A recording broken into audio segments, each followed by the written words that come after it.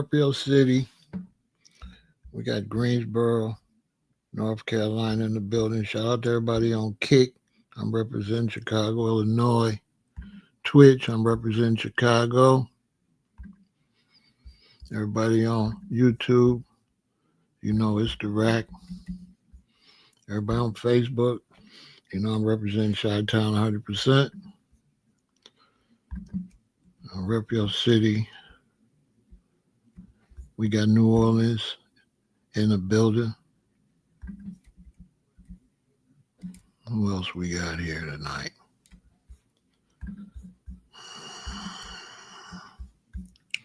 We got New Jersey in the building. We got Richmond, California in the building.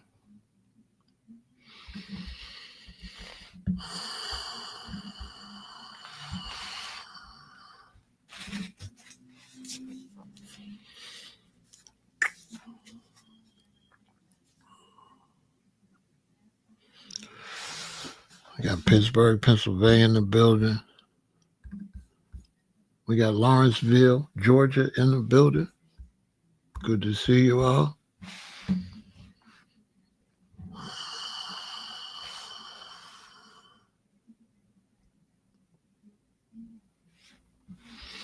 Vallejo, California. One of my favorite artists, E40 in a Click, introduced me to Vallejo.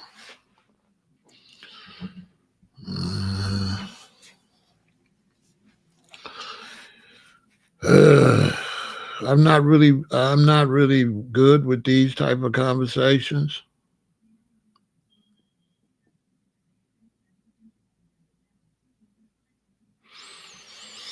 I don't do well with these type of conversations when I get,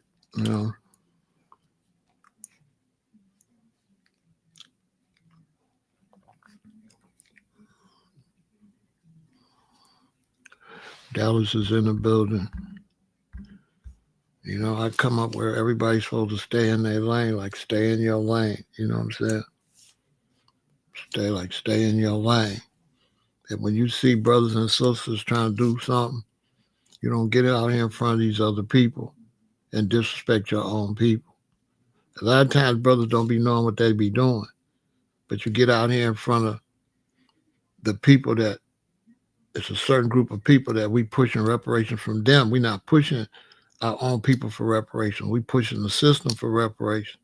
So when you get out here and tell the system, they begging, you don't got to listen to them. Now that's a sellout. Because if that's not your lane, why would you go step on your brothers and sisters? Why you just don't be quiet? Why is it necessary for you to step on the movement instead of just stay out the way and just do what you're doing? Why would you go out here and step on the movement? Your own people got a movement. What do you benefit from stepping on your own people got a movement that you're not interested in? So mind your business then. Mind your business. What are you doing? Stay over there. What you come over here for? What you over here for? What you speaking on us for? So let me get this straight. Sean G, you say I'm begging? Because that's how I'm taking it. So you saying, because I want what they took from my great-great-great-great-grandparents, you call that begging.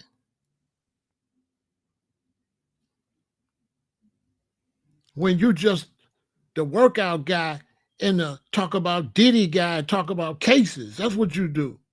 You talk about BMF cases and working out. And that's not your lane, bro. Why don't you stay in the slow lane? Why is you curving into why is he driving in our lane? How is that necessary? Show me where that's necessary for him to speak on that at all. Show me some type of benefit from that.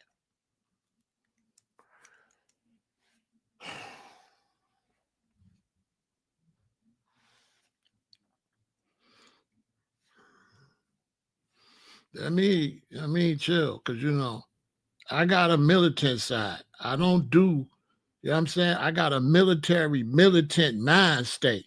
I don't do traitors. So if brothers say, hey, boycott Target, if I'm still going to go to Target, I ain't going to say nothing. I'm not going to say, well, I'm going to go to Target anyway. Whether I'm with the movement or not, I'm not going to go against their movement.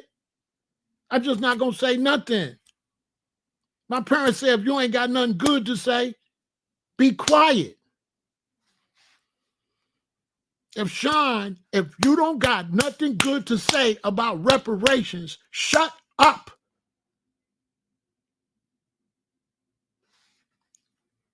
You disrespectful. I had to unfollow. Boop, unsubscribe. I don't want to hear nothing he got to say. Sidebar. Listen. Let me tell y'all what's going on. I was doing a live about the alligator Alcatraz, talking about how they trying to put a prison out there and put people out there where they surrounded, where if they try to escape is alligators. So usually when I'm doing the live, I don't just jump right into the conversation like some people want me to do, but it's a live. And when you're doing a live, you got to wait till the algorithm send it out for everybody to come. So a lot of people can at least hear the beginning part as you build. So all of a sudden, people start coming over here and say, Pharaoh, Sean G, you see what Sean G said? One person, another person, you see what Sean G said? I unfollowed. They like, I unfollowed him right away. I'm like, what'd he say? He said reparations was begging. So then when I heard that, I didn't want to talk about what I wanted to talk about no more. Because now this is bothering me. Now, mind you, I support the brother. I supported the brother. I started watching him with the workouts before he did the BMF stuff. I got introduced to Sean with the workouts. Because, I'm 67. I'm trying to get more in shape at my age before I get 70. So I was watching the brother. Then I started noticing, as I was a subscriber, I started noticing him talking about the BMF situation. I said, oh, this brother do his research. Cool. I thought he was a cool brother. So now when the Diddy trial happened, I'm watching Ack, I'm watching Lisa Tales, I'm watching everybody. I mean, Tisa Tales, I'm watching everybody, and I see Sean, so I'm checking Sean out. Cool. He doing his thing.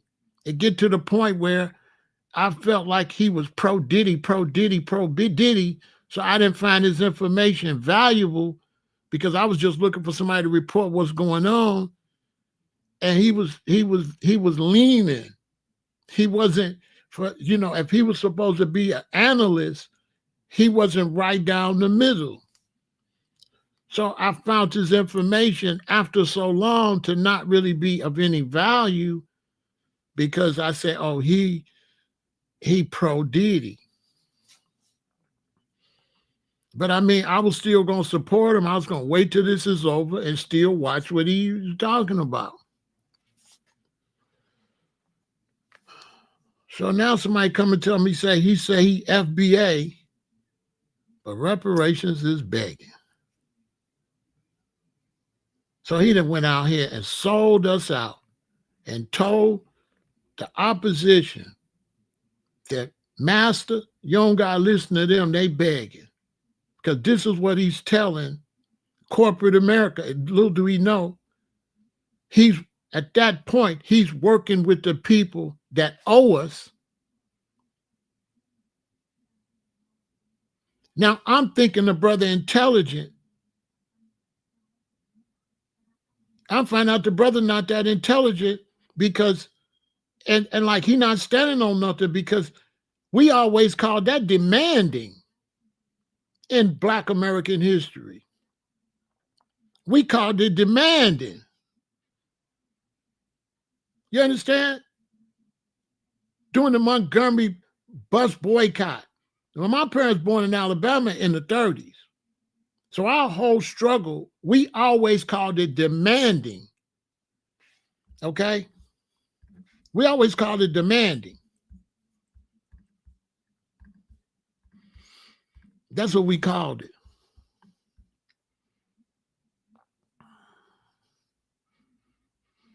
Now let me show you a picture that explained to you and to him, if he watched this, while what he said is extremely foul. Extremely.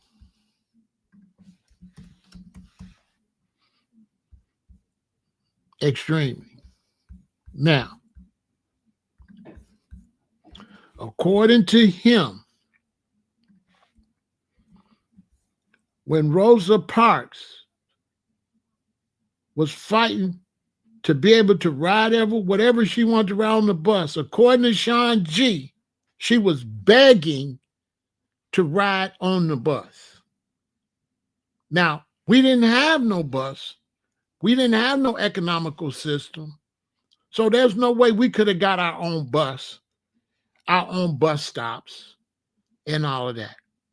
If we got to go to work, we either going to ride the bus and stand in the back or not. The church that got bombed and the young ladies that got unalived, my mother went to school with them. This is very personal. My mother was born in Alabama in 1935. My daddy was born in Alabama in 1931. Black Americans didn't get freedom until 1970. You did not get freedom on Juneteenth, because Juneteenth is over, and if you had freedom, why couldn't she sit down on the bus wherever she wanted to sit down? So this is proof that you didn't have no freedom. When my mother used to go to school, she had to hold my uncle, her little brother, on the bus, and my mother was a skinny young girl. She had to have her books, hold on the bus, hold my uncle, because if my uncle bumped into a white person, they might drag him off the bus and beat him bad or unalive him.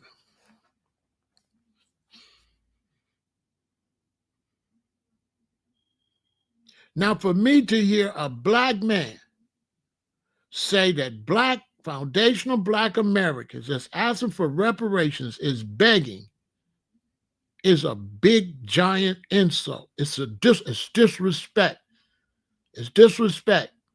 Because you can't say we begging. You got to say I'm begging, because I'm asking for reparations. So I'm asking Sean, would you stand in my face and tell me that I'm begging?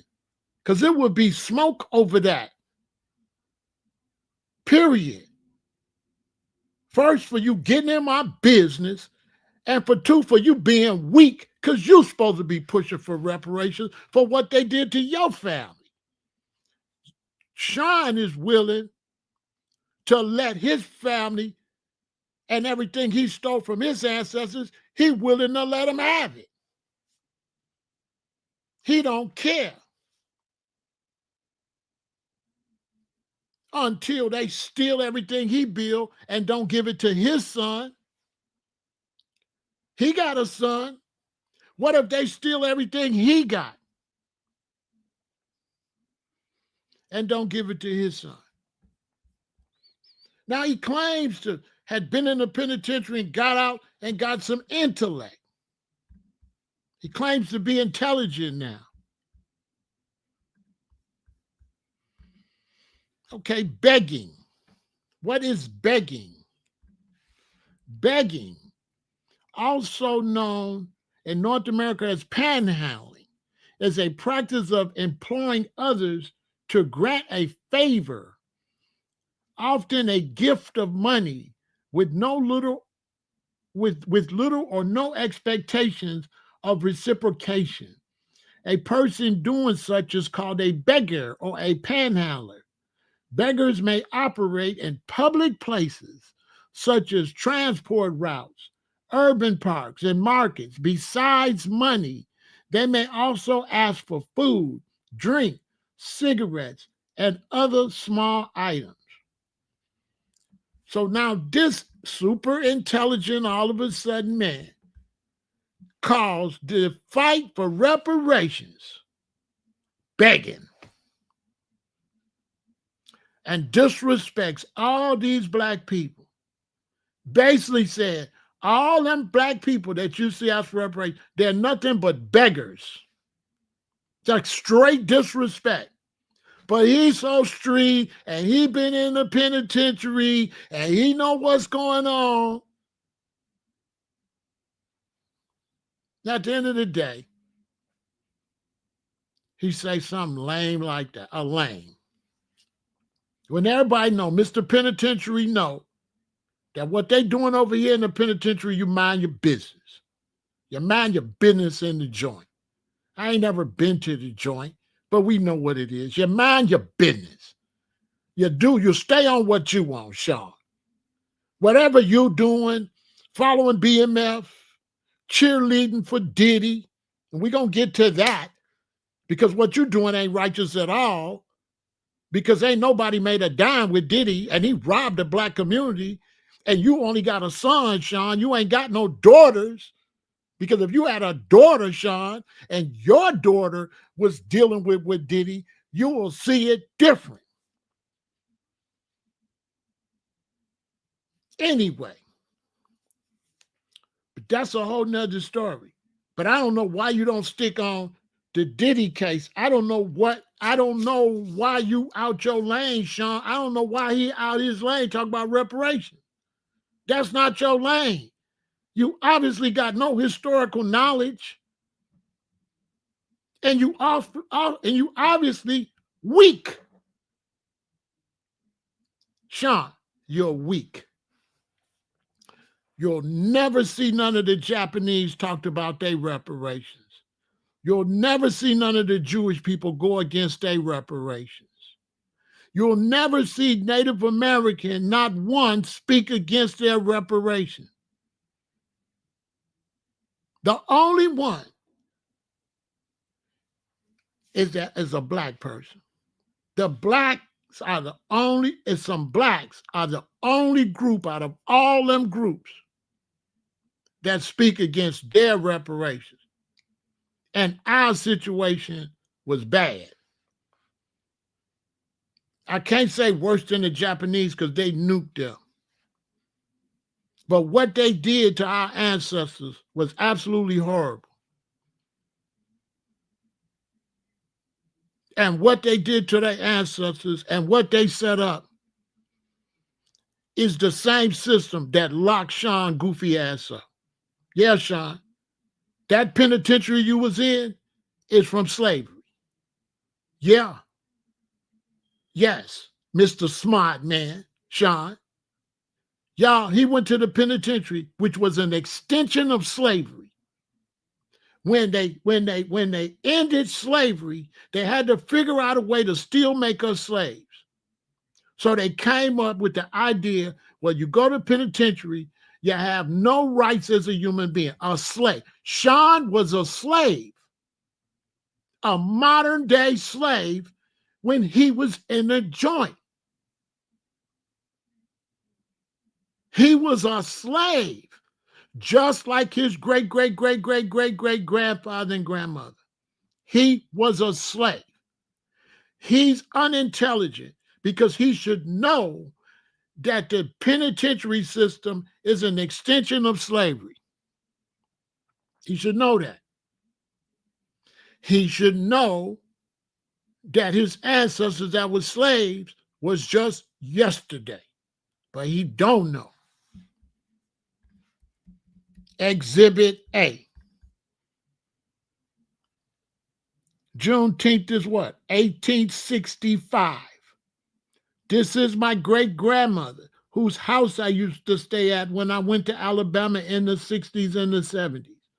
She was born 11 years after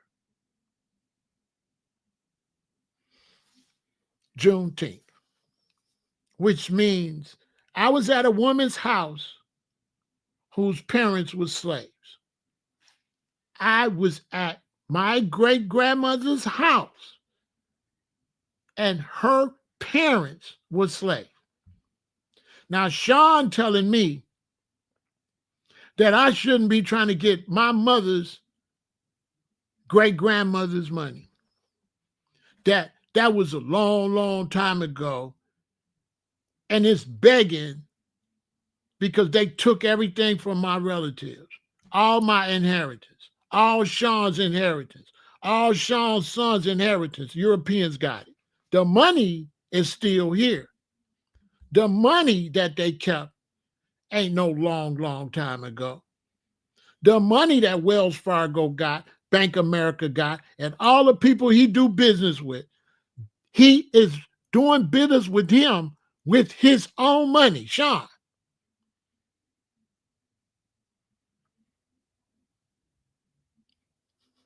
He's cheesing and skinning and grinning with the descendants of the slave masters that got his inheritance. And he's saying us to standing on business. He's saying we begging. Because obviously he don't know the difference between begging and demanding.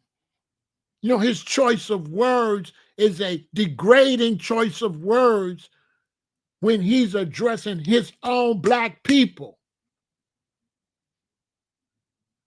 Because we demanding reparations. Why would a brother supposed to be so intelligent use the word begging? There's a lot of words he could have used. He said it's begging. I don't never want to hear nothing he got to say no more. And with something like this, we don't accept apologies. There's no apology because you done already told the system that we fighting against. Sean went and told the system, don't give us nothing. He's a sellout. He's a sellout. Sidebar, he is a sellout. He disrespects his own people with the mentality, well, I'm going to do good. Later before it happens, I'm going to go do good. I'm going to get mine. Y'all need to go out there and get yours because you don't understand this is group economics.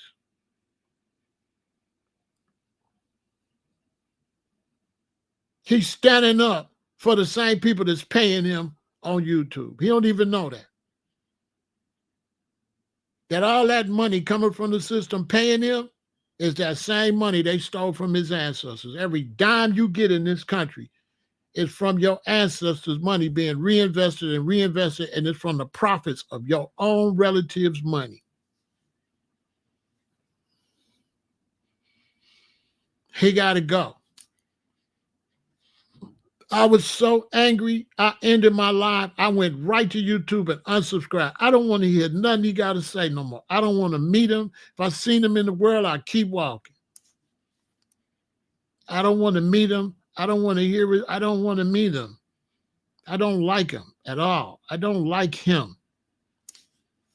He's everything wrong with the black man. And this the man that's supposed to be the leadership for the woman. He's the man. He's supposed to be the soldier. He's supposed to be the one standing on reparations. No. No. He get out here in front of these people and teach young black people reparations is begging. So now we got to go to all them black people that heard him because a lot of brothers will parrot what he said. The man's only popular from this whole situation with Diddy, raised his popularity. He took advantage of that to speak against reparations, and reparations ain't got nothing to do with what he on the internet for. He's not the reparations expert. He's not our historian. That's not his job. This man go all out of his lane, all into ADOS lane, FBA lane, and all the brothers and sisters that's in the lane of reparation. He bring his penitentiary goofy ass out of that lane over in that lane.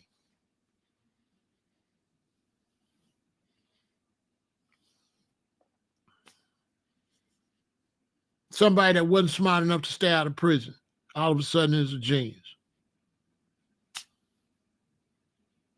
Wants all the respect for turning his life around, but don't want to respect those of us that's pushing for reparation.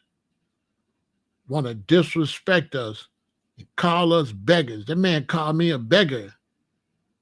I don't think he understands that.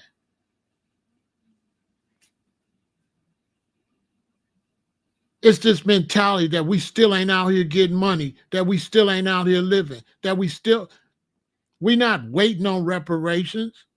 We still working. We still got businesses. We still making it do what it do. Reparations ain't got nothing to do with us. Reparations is a debt owed to our ancestors, and we want to collect their debt. We don't want to say, oh, they passed away and tough titty what happened to them. Like Sean. Sean don't care what happened to his great-great-great-grandmother. He don't care. He don't care. He don't care. But he live in a country where they care. So he live in a country where the Jewish people care about what Hitler did. He live in a place where everybody else care. And nobody never show us, why is it cool for everybody else to care what happened to them? Why is it cool for the Native Americans to get casinos and get reparations? Why that wasn't called begging? Why you don't say the Native Americans was begging? The Jews was begging. They never say that. They never say those people was begging. They never call the people that was demanding their reparations begging. These black people only call their own plight begging.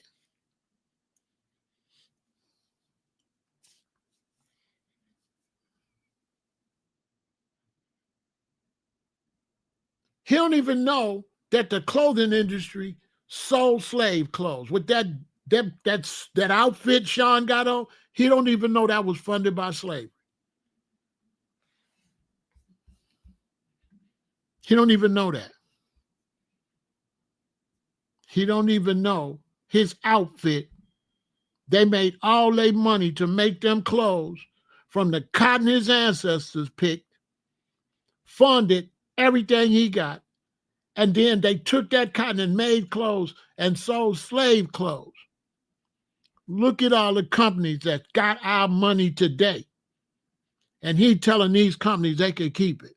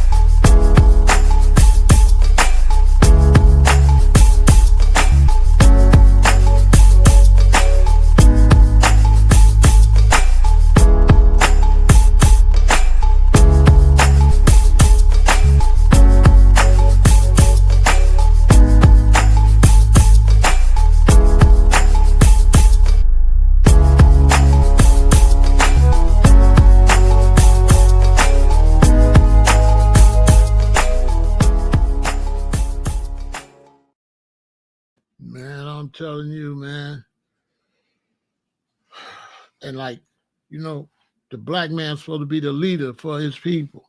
You know what I'm saying? He's supposed to be teaching the young people and the women. He's supposed to be leading the women.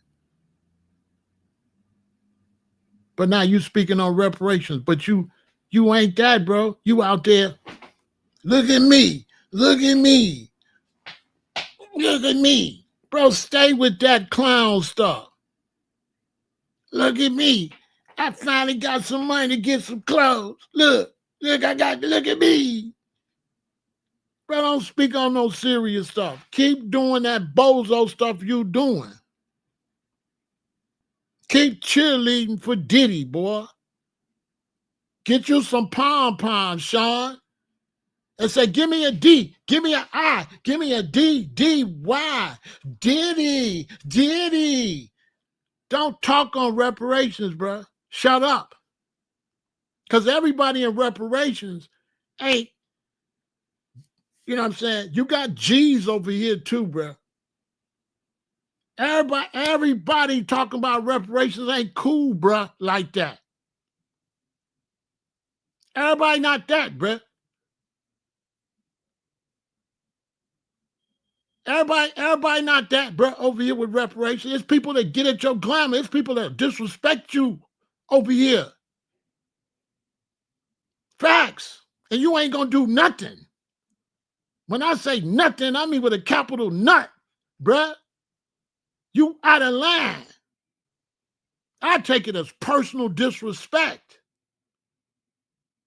You saying I'm begging. I've been pushing reparations. I'm a soldier. I'm standing up for black people.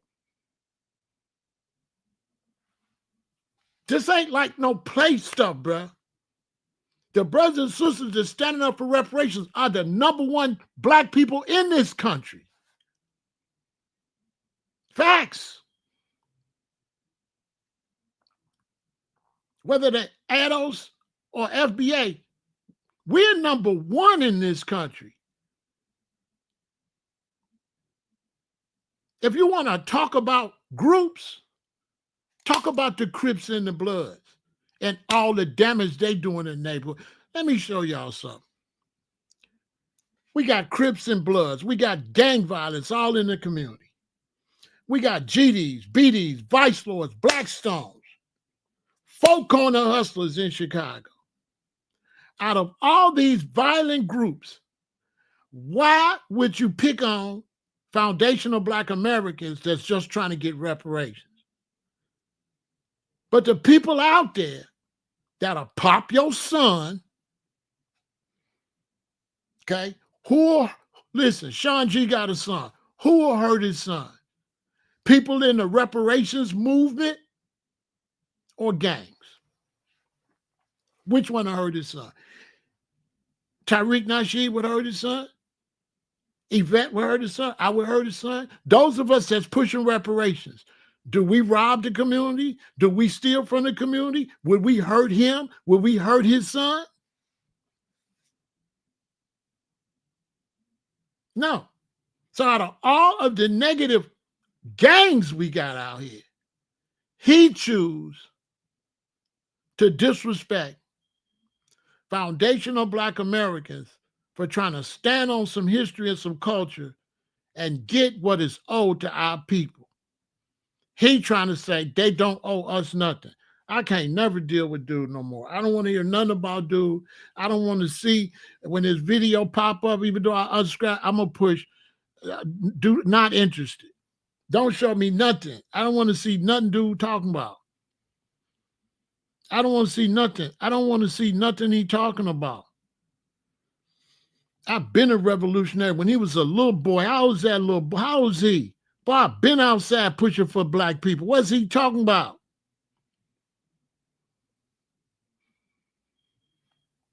I've been outside pushing for Black people. What's he talking about? We don't go against the grain. If Black people pushing for something and we ain't with it, we just be quiet. This is the rules. When you see Black people pushing for something and you're not with it, you just be quiet. You don't never support their opposition. Because you understand, when black people pushing for something, they usually have an opposition. That's usually from a different race. So even if you're not with them, you don't side against them. Because the people you side with against them don't like you. So the people in this country that's the majority that's against reparations, they don't even like this dude. He on their side. He on the side of the people that will lock him up again. He on the side of people that believe he don't need to have no job.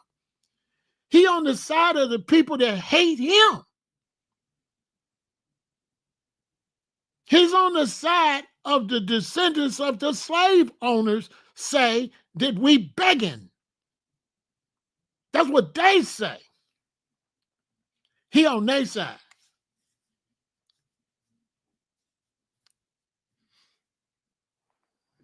He on their side. He on their side. You got to choose a side out here. If you don't want to choose a side, be quiet. He chose a side. He chose the side to disrespect us while we in the fight and we struggling for this fight. We trying to grow this fight. We ain't getting the momentum like that. Why is it bothering him? What about the reparations movement that's under his skin? Why is that bothering him? That's the part I don't understand. How is that hurting him? Why is he speaking on that?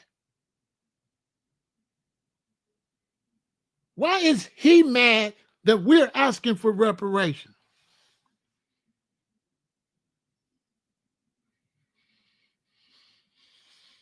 You say going against the grain. No, he's stupid, bro. He's stupid. He's a penitentiary dude, try to come out and read a couple books. And bro, it's uneducated, not no black historian, not standing on no type of black consciousness. He's just a regular black dude talking. Because even on the other side, he telling black people to eat eggs and all that. Dude don't know what he talking about. Even what he telling us to eat is out of order. Okay? What he telling us to eat is totally out. What he eat is he not no teacher. He's nobody you can listen to as far as reparations or eating. He's unintelligent and uneducated when it comes to these things.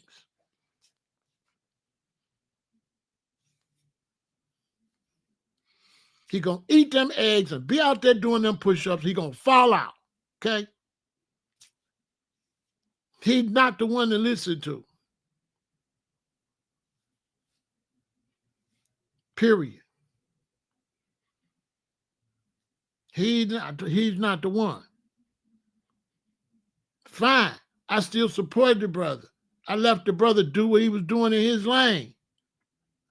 I wasn't going to go out and sink to all the faults I'd seen in him and put it out there in the world like that. So why is he trying to find faults with reparations and put that out there? This is what I'm trying to show you.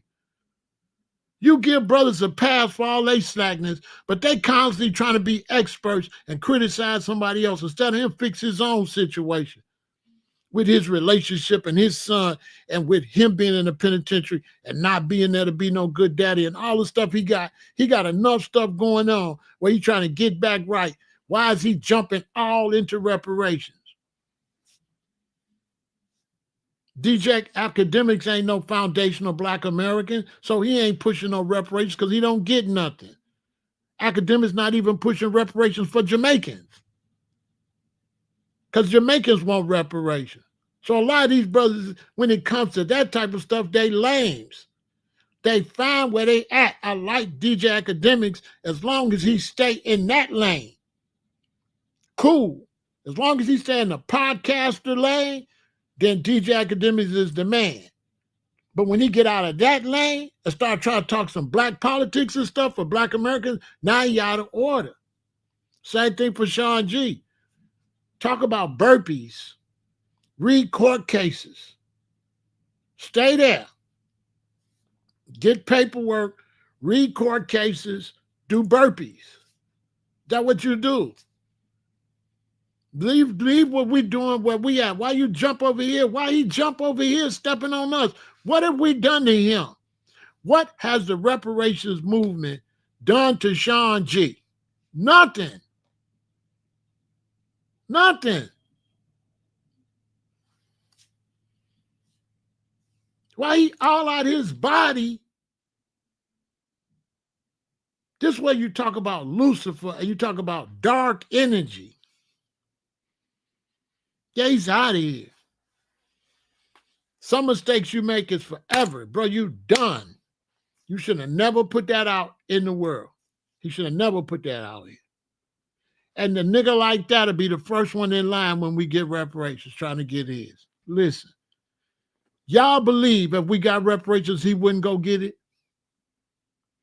That's what I can't stand about foundational Black Americans like him. They'll make us do all the work. He only saying that because he don't have no faith and he don't believe in his own people.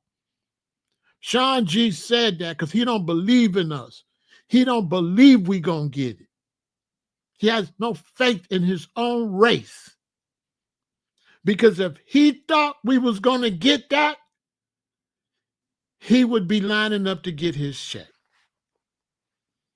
I'm telling you, when you see Black Americans speaking against reparations, these are non-believers. These are people that would have said, he ain't gonna let us ride on the bus. These is people that back then say, he ain't gonna let us sit on the front. He ain't gonna let us. We might as well pick this cotton. We ain't gonna never be free. That's Sean. This Sean. I'm just gonna drink off this color fountain.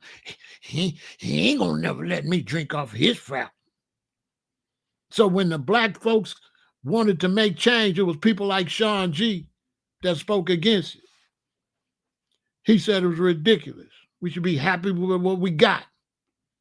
Everything he got came from Black people struggling. Everything he got.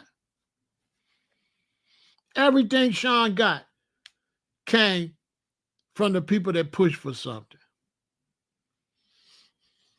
And that whole penitentiary system where him and all the brothers was locked up was built from slavery.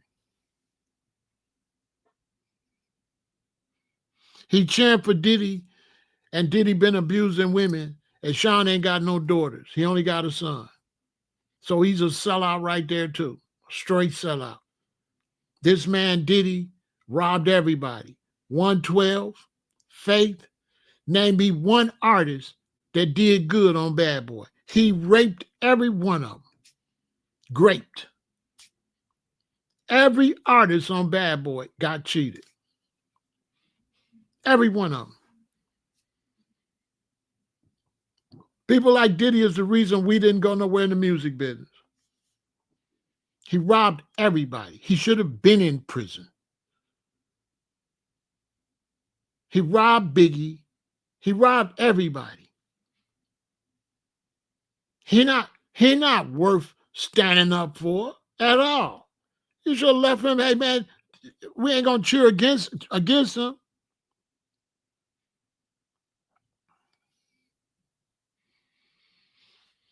But we ain't gonna cheer for him. It just is what it is. Diddy's still gonna be a brother to me, but I ain't no brother to him. This is what people gotta understand. He wouldn't give a damn about Sean G. If Sean G was in that same situation, Diddy wouldn't look 5 seconds at him. He wouldn't get no support. Not none. Diddy wouldn't give him 2 cents. Wouldn't do nothing for him. Diddy's not no decent person in the Black community. He robbed the Black community. You want to talk about reparations? How many artists do Diddy owe reparations? Took all them people's masters and sucked all the life out the masters and then gave them back to them. That's what Diddy did. Robbed Black Americans. Diddy owe Black Americans reparations too. He stole all our music money. Stole it. He stole everybody's money. He's a 2-bit thief. That's it. Name him. Nobody went nowhere over there. Not Mace, not Black Rob, nobody. No, if you can name artists down your fingers, none of them went nowhere. Name them. Where Craig Mack went.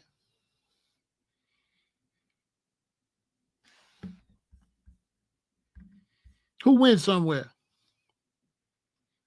Who went somewhere? Nobody. The biggest record on Bad Boy is the song he made about Biggie.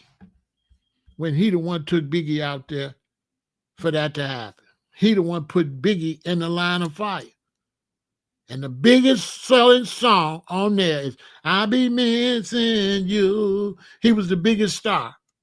He's the biggest star on Bad Boy. He got all the money. And Sean G over there with some pom-poms like a girl cheering for Diddy and got the nerve to call us beggars when he on his knees for Diddy. I gave him a pass. I synced it. But I figured this a brother. I ain't gonna go out here and tell everybody that he got Diddy all in his mouth. He got a lot of nerve calling somebody a beggar the way he trying to get attention for Diddy, trying to get a job from Diddy, trying to get some respect in New York for cheerleading for Diddy. He only doing that for clout because Diddy's rich and he figured if Diddy beat the case, he'll be known as a Diddy supporter. Ain't nobody stupid. He playing a clout game to try to get paid, to try to get some position if Diddy beat the case. Come on. Come on, that's what Sean is doing. Sean is playing an economical game. You see he winning. You see he winning. You see his popularity went up for cheerleading for Diddy. Economically, he figured being up there near New York like that in New York, going against Diddy is a bad thing. So he gonna go for New York. He gonna ride for Diddy. And if anything happened, he gonna make money off of it. I ain't stupid. I synced it. He pandering. He the one begging Diddy for some attention. Diddy, I'm supporting you. Diddy, I'm supporting you. Don't forget me when I get out. Look at me. Look at me. That's all he doing. Pandering to New York. But he ain't standing on no solid thing that Diddy's mistreating young black girls and is a parasite in the black community. Sean ain't standing on nothing. He's supporting somebody that sucked their life out to the community. And then how you gonna turn around and say anything about reparations when you a cheerleader for a crook that stole from the black community? I don't know what he was. I don't know what he was. If he was a producer for Bad Boy, why we don't know that? Because Diddy don't care nothing about him.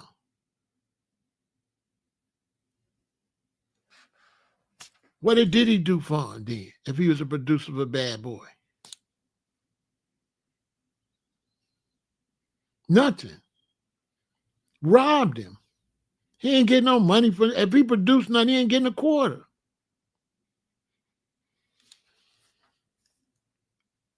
And out of nowhere, he fought in the Diddy trial, and out of nowhere, he just speak on FBA and say, I'm FBA, but ask for reparations is begging. That man said that and disrespected all us. That man disrespected all these black people. Disrespected our scholars. He's saying that William Darity and Christine Mullen is begging scholars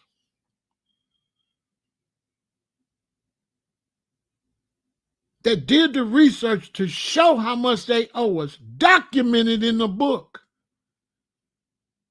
And instead of Sean reading the book and getting some knowledge, He just running off at the mouth, disrespecting people that's way greater than him.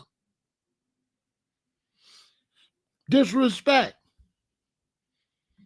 And a lot of people that's pushing reparations got jobs, it might be teachers and stuff like that.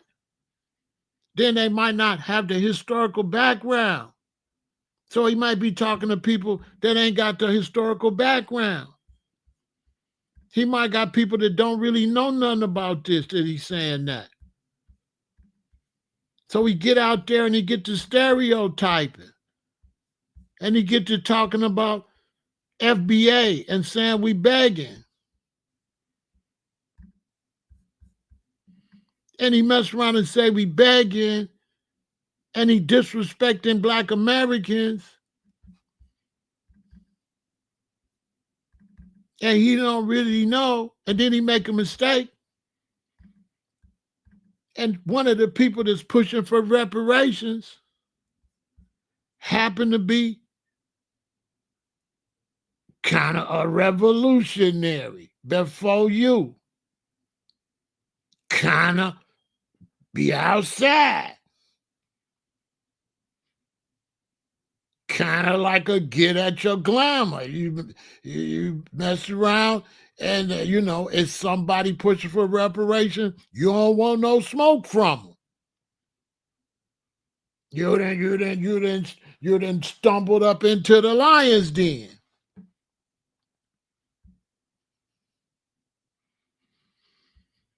You done stumbled up into the lion's den. Now you done talked a little bit too much. Now you got to get G-checked.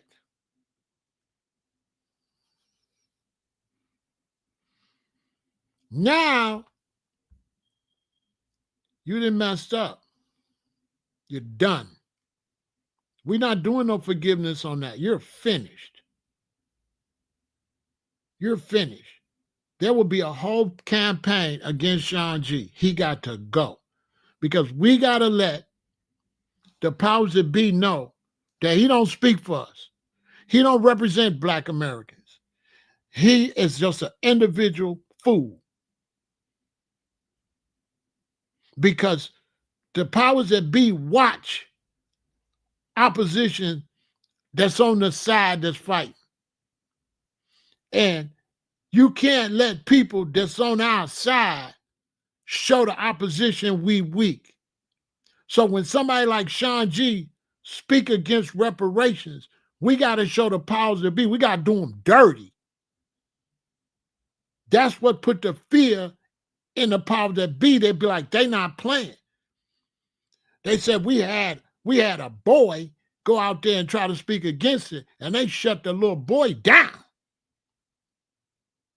So now we got to show them, don't listen to Sean G. He not nobody. That's what we get. Now we got to use that. And we got to show the powers that be, he's nobody. He's nobody. He does not represent foundational Black Americans. He's a nobody. We'll do him dirty. I'll be busy. So I'm not going to do it, but I'll do 30 videos on dude. I'll run here. Listen, man, I'll trash him. And be with it when I see him. I don't do push-ups. And leave that like that. I'm not doing none of that. You not like that, you soft. Because if you had that militant, strong vibe, you would have been strong. You would have stayed strong. You weak. Sean G is weak. He don't got that strength. He was willing to speak against a positive movement with all these gang members and all these drugs out here and all this negativity and all this prostitution in our community. He chose to speak on foundational Black Americans pushing for reparations. This is what's wrong with our community. With all the stuff wrong in New York, with all the gang violence in New York, He chose to stand on a positive, righteous movement that's trying to get the pay for their people being disrespected. I tell you, man, this is why some of them brothers make a lot of money. You see, this is why I'm demonetized. Because to get monetized, you got to stay in your lane and be a good boy. Okay? To get monetized, you got to stay in your lane. Now, people get monetized ain't selling out because some of them, what they talking about is stuff that ain't on the edge anyway, so they going to be fine. You understand? They're going to be fine because if he stand up for reparations, they'll be looking for a reason to demonetize him quicker than if he say it's begging. If he say it's begging, the powers that be will be more than likely to show his channel favor. But if the powers that be see he for reparations, the powers that be are the ones got the money. They the banks that run everything. The banks that run everything, the one that own YouTube, that own Google, that own Gmail, that own Facebook. These are the descendants of the oppressors that got our money. And so now when you asking for your money, the same way he don't understand, he disrespecting Black Americans, foundational Black Americans, he don't understand he's supporting the descendants of the slave owners. He don't understand what side he just chose. He just chose the side of the people that disrespected his ancestors, his bloodline. He told them people his bloodline weak, and whatever they did to him, he gonna just eat it. And they could keep his money. They could keep his great-great-great-great-granddaddy's money, all the money he didn't get paid down. The reason he hustling, trying to get some money now, because they stole your money that you were supposed to have already. We out here trying to get some money.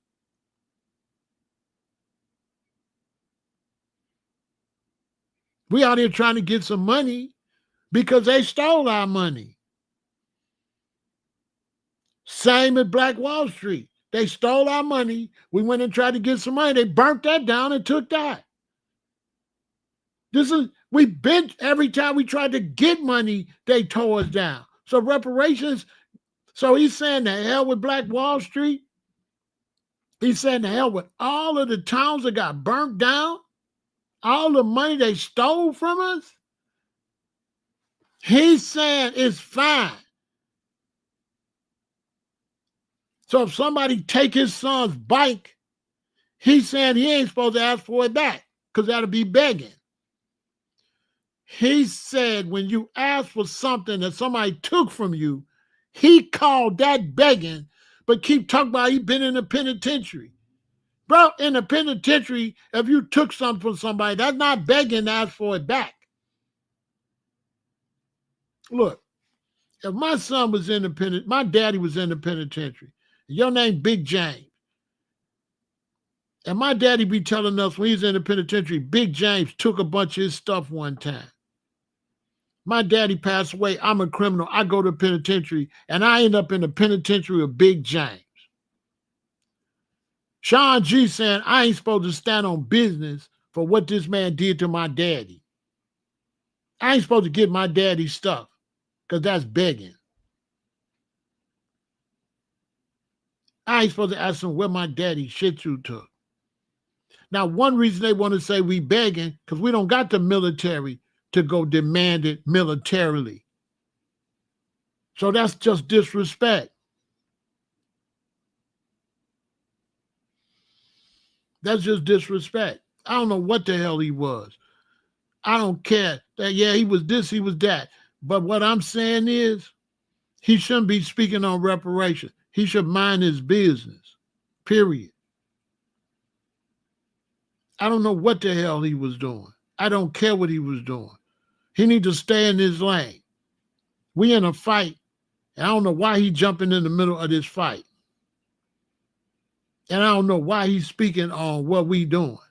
I just don't understand it. I don't like it at all. I don't see where it fit nothing he been doing. I don't see nothing he been doing that leads to him speaking on reparations. Bro, you're doing interviews with academics. You're talking about the case. How you jumped the car across lanes.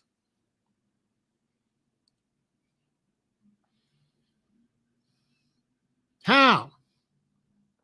If it's for views, talking about reparations, that we don't supposed to give reparations, not going to give you no views when everybody watching you. Don't care nothing about that. Everybody watching him is because of the Diddy case. Because what he was saying about BMF. Nobody's watching him for that. He losing views. So he ain't no good businessman. People going to unfollow.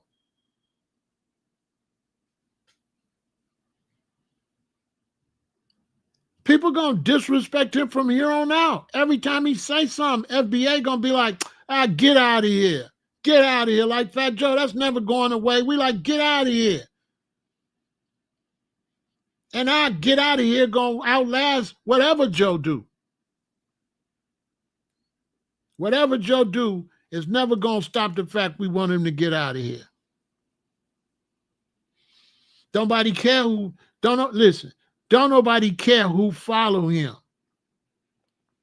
We pushing for reparations. We not paying him no attention. So it's not like we want everybody to stop messing with him. We just ain't messing with him. We fine with somebody else messing with him. I don't care who watch him. I'm just not never watching him. It's real simple. It's not a campaign to get people to stop watching him. I just ain't messing with him no more. That's it. It's all about me, what I support. Anybody else that support him, that's their business. I'm not finna troll, tell people don't watch him. I just ain't messing with him. I just would never speak to him nowhere or nowhere. I would just keep walking. I wouldn't talk to him. To me, he's a rat. He's a traitor. You could have $10 and be a rat and a traitor. You can have $100 million and be a rat and be a traitor. Period. He's a traitor. He went against his people at the worst time. We in a serious fight for reparations. We're in a serious fight trying to grow a movement for reparations.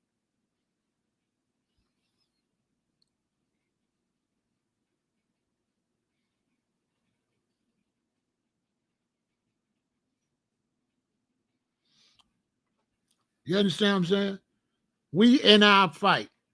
Anybody in our fight is one thing. You go against our fight, we just not dealing with you. We just unsubscribe. And we just keep pushing reparations. We just don't want to hear none of what you got to say. And it's our job now to keep pushing it to make him look wrong. To let him know we're demanding reparations. We not begging. See, Europeans be saying we begging. I've been posting and pushing reparations a long time. And he's saying what a lot of Europeans saying. They saying it's begging. They saying stuff like you already got reparations. You got food stamps. Real disrespectful stuff. And he's a black man too. He's on that side with them. He's on the side with people that don't even like him. So when you look at the people that want reparations and you look at the ones that don't, that say we shouldn't get reparations, those people don't like him. Those people will fight against him. Those people are hate on him. He's on the wrong side.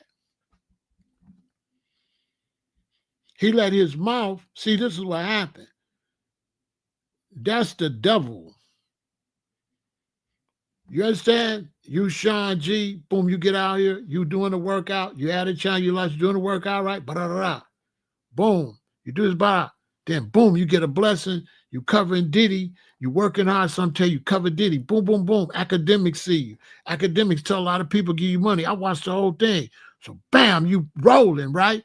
Academics tell you get some money. Academics interview you rolling. All you got to do is just stay in that lane and keep rolling, right? Now, if he rolling, let's say there's a devil and let's say there's a God. If he's rolling and he's doing good, and something suggests for him to say FBA is begging, is that God told him to do that or the devil? If you had to pick, right while he hot, who would have him say something that would reverse his path? Who would have him say something to make him lose subscribers, lose support? What made him say that? What type of energy? Did that come from a positive energy, or did that come from a negative energy? It came from a dark, negative energy that wanted to hurt him, that made him hurt himself.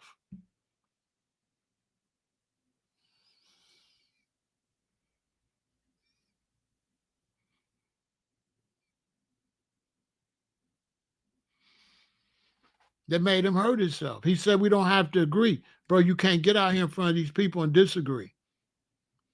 When we are pushing against the system, Sean, shut your mouth. Shut up.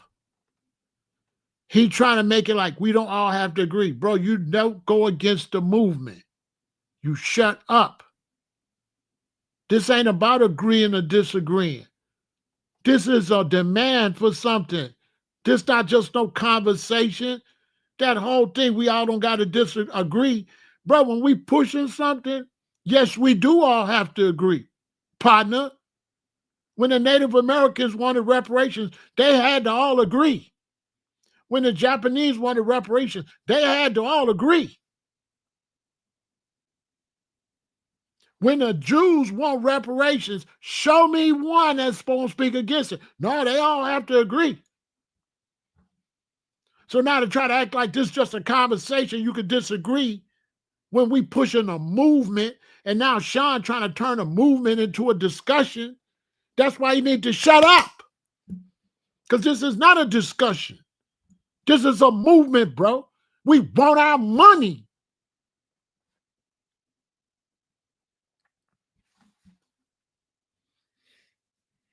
Even if Sean owed me some money, it wouldn't be no discussion when I see him. He'll run that bread. He from the penitentiary. I ask him if he owes somebody something and they say they want their money. Is that a discussion? Because in the streets, that's not a discussion. That's a demand.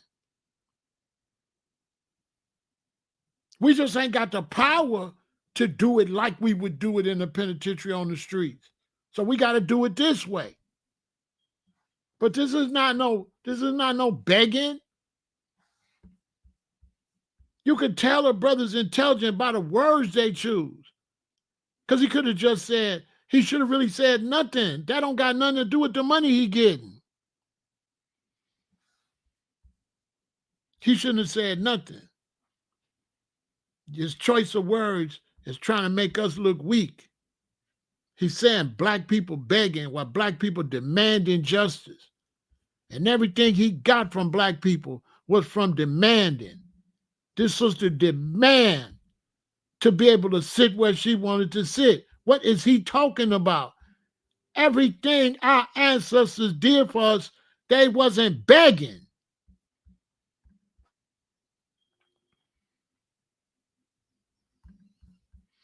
Listen, man, I don't even want to keep talking about this because I'm going to go, you get the idea. Because I'm just going to be, I just can't believe it. Man, I'm so sick of our people, especially the brothers. The brothers supposed to be setting the foundation for the queens. And when you see a brother, when you see brothers weak like that,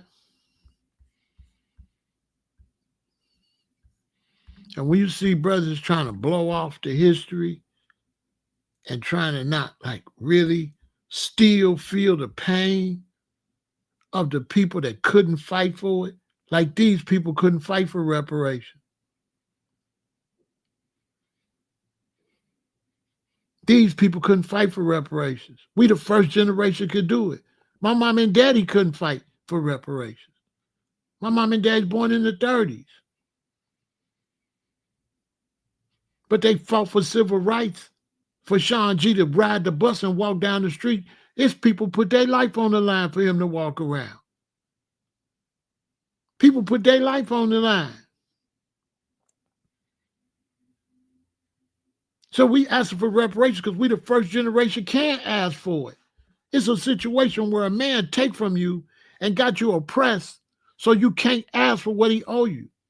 And later, your great-great-great-great-grandchildren get some freedom and then they ask for it.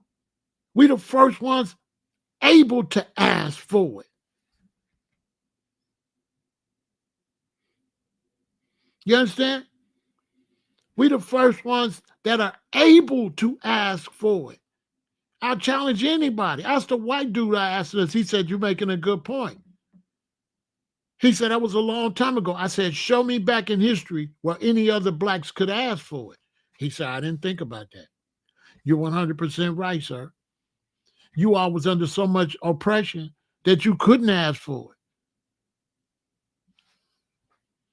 When would we have been able to get it? Nothing, because we was under the oppression. We was under the guns. We the first generation can ask for it like this. We the first generation got social media. We the first generation can put a national group together. How could you put a national group together with rotary phones? Huh? How could we have put a movement together for reparations back when we had rotary phones? How I could have talked to y'all? How could I have talked to y'all to push reparations before the internet? We had no way to get a message big like that. Martin Luther King and them did it through the church. They used the church was their internet. That's how they got so many people. But the church has fallen since then. The church ain't got our backs no more. The church ain't standing on civil rights and reparations or nothing no more. You understand? So we the internet group. So we using the internet to build a movement. And we would have thought a brother like that would have supported the movement. And if he couldn't support it publicly, he would have just not went against it. He just would have said nothing and just supported. We never would have thought he would go against his people like that and have no respect for all the people in his chat that support reparations. He disrespect all them people. Imagine you FBA and you push a reparation and you watching him and he come on there and say, you begging. You know, I could just imagine if I would have been watching, because I've been watching the brother. I had to unsubscribe. Man, if I would have been over there watching him that time and he said that, man, I would have been like, why he do me like that?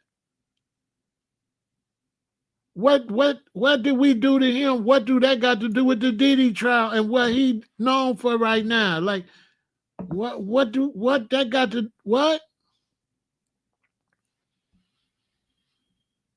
Man, get him out of here, man.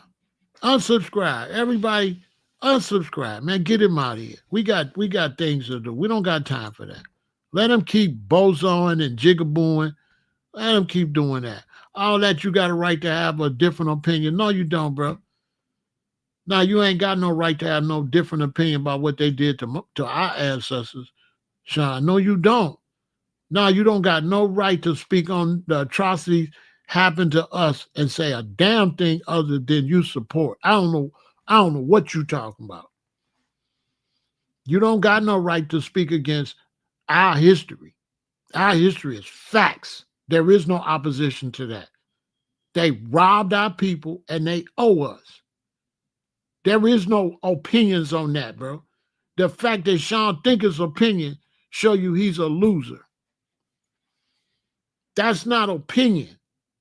That's a historical fact that they robbed us and took our money. They robbed us for our wealth. They robbed us for our religion. They even robbed us for our names. That's what Malcolm X said.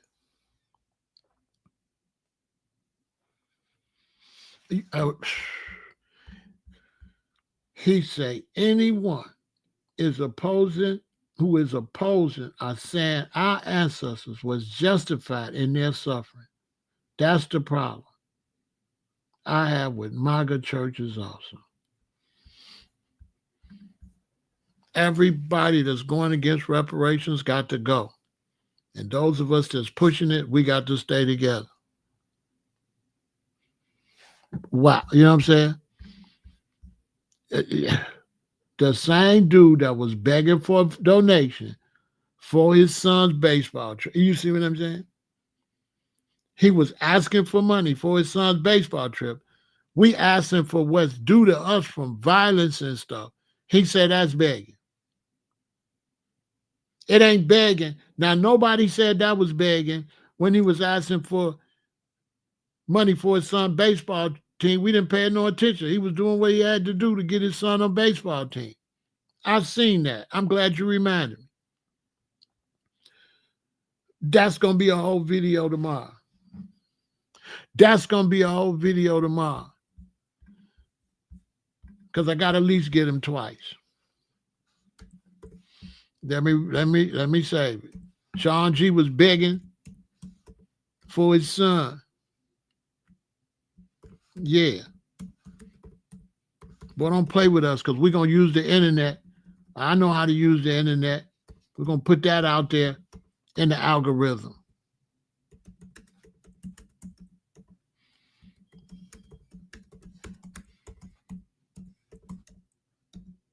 Yeah. Yeah, we're going to put that out there. Yeah, we're going to put that out there. We're going to put that out there. Let them see that. Much love, Kuta Connect. You ain't playing no games, bro.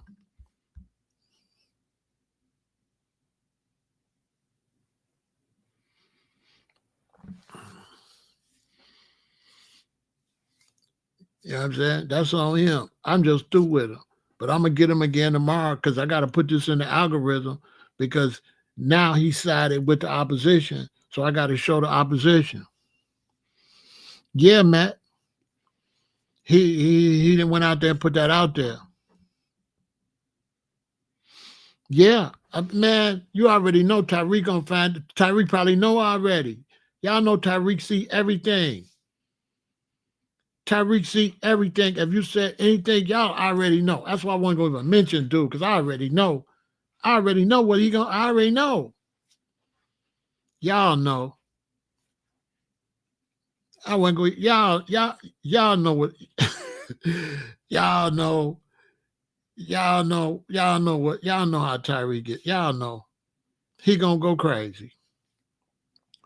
He gonna go crazy. That's what he do. He gonna go crazy on dude. Because Tyreek putting a lot of work in. You know what I mean?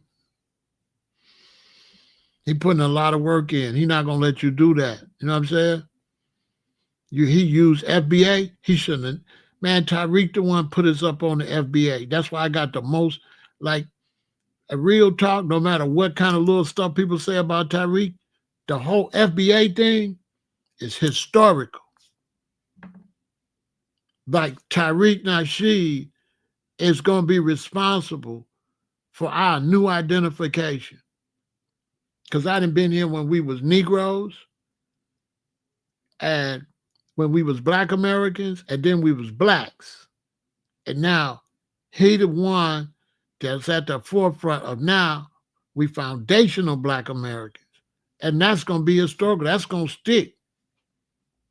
That's going to stick. That's not going to go nowhere. That's going to stick.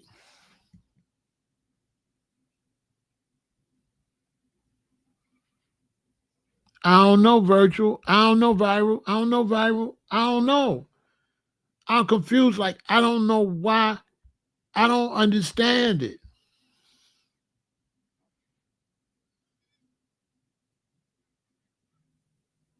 The reason the Black billionaires and millionaires don't speak or push politically on this topic, L. Cool J, is because the grassroots got to build it first before they stick their necks out. They not going to stick their necks out.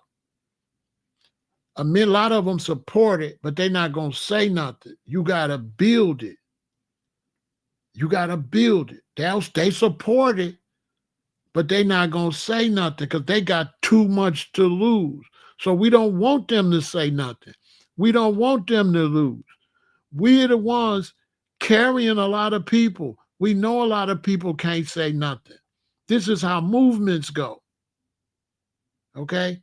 Just like Malcolm supported MLK, sent MLK telegrams and stuff.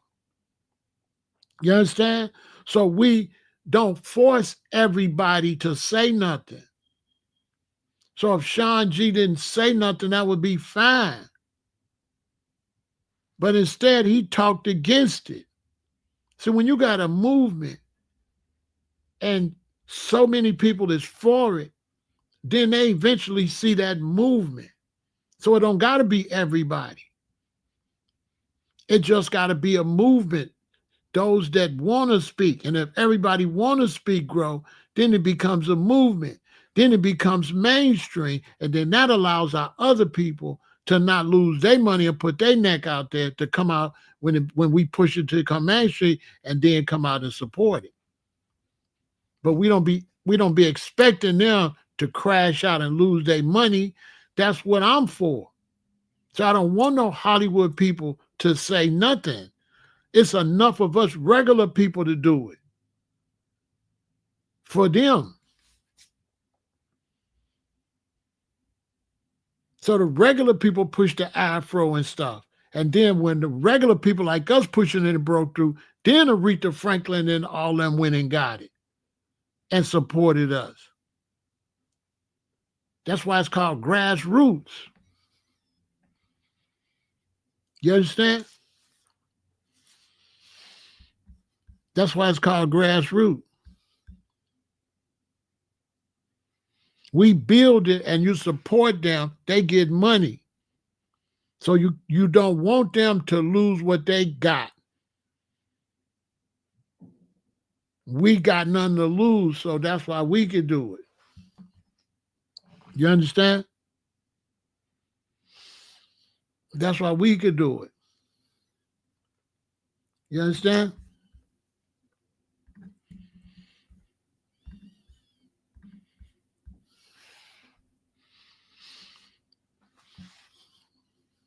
You understand? That's why we could do it. So that's why we be pushing for reparations. That's why we be standing on reparations. That's why we be pushing the movement. You understand? And when you're pushing the movement, like right now we talk about reparations, you notice I'm not letting nobody take me off subject with no, you understand? If you look in the chat, you'll see opposition. You could tell. Try to sideline the push for reparations. You understand? I know how to play. I know how to do this. You understand? Trying to ask me something ain't got nothing to do with pushing for reparations at all. You understand? And I don't know nothing. I don't acknowledge nothing. All I acknowledge is what I'm doing. I'm not really answering no questions that's got nothing to do with the subject. If you want a question answered that ain't got no to do with the subject, then you gotta hold this L here. Boop, hold that. I'm being nice. I could have just told you what we tell you in the streets. So I'm being nice about it. You don't catch a hint, catch the hint. See what I'm saying? All right, yeah. You know what I'm saying? It's off subject. I'm not really in the mood to go off subject right now. Sometimes I do. But then that's off subject, and that's something that even if I answered it, that's nothing but a trick bag question anyway.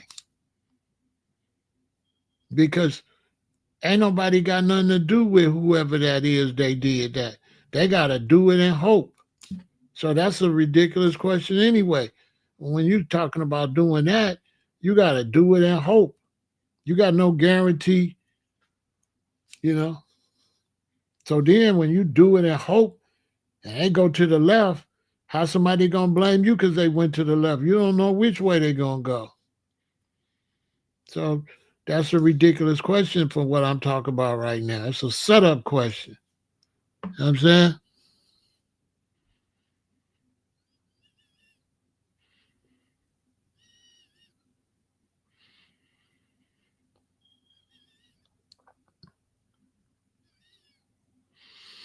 I don't know. Go back and watch the video. He said that Bruce. He said, "Ask for reparations is begging." He said, "Those of us that's pushing reparations is begging." That's what he did, and we said we demanding it. So we don't like his choice of words. You know, Bruce. If you go out and talk to a girl, we say you try to talk to her. We ain't trying. We ain't gonna say you begging her to holler at you. So you don't want me to say you begging. You know, if you asking for something, I can't say you begging. You know what I mean? I can't lower you, Bruce. If you asking for something, why would I turn around and say you begging? Why I'm trying to lower what you asking for? If you go to your job and you ask for a raise, you begging? Like you know, I'm supposed to say you demanding a raise or you asking for a raise. So the words I use is very important. Why would I degrade you, Bruce, and say you begging for a raise when you believe you deserve a raise? How you begging if you believe you deserve a raise? If we believe we deserve reparations, how's we begging? How you begging? You beg for something that's not yours. You beg for money when you're homeless or something. But if somebody owe you $20 and you ask for your $20, that's not begging. These people got our money. They owe us money. There's not like no make-believe. They owe us real money. They took our money, our generational wealth, the money our people would have passed down. That's why we in this bad situation. That's why Black Americans and Foundation of Black Americans is in this situation. They took your money and invested it, and it's still here. And they try to pretend like they don't know what you're asking for. But they living off the money now. It's not no money from way back. That money is still here. That money been invested and doubled and tripled and quadrupled. Once again, let's look at where's the money.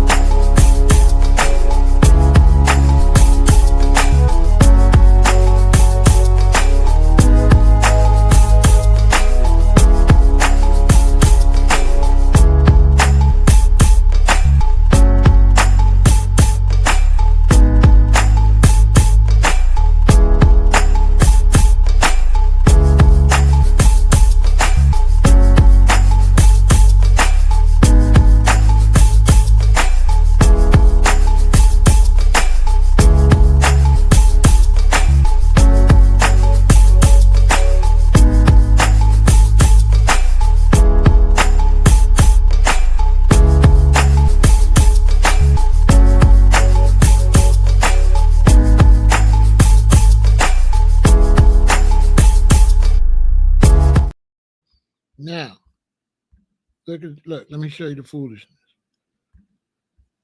Well, you got to take it back. Ask somebody for something that's begging. Now, did the Native Americans take the money back that they got? Did the Jews take the reparations they got? Yes or no? Did the Jews take the money back that they asked for? Did the Japanese take back their reparations or did they ask for it? All right, then. So now that we've shown you're ridiculous and you're trying to have one standard for Black Americans, that a standard has never applied to nobody else, then we know you're fake.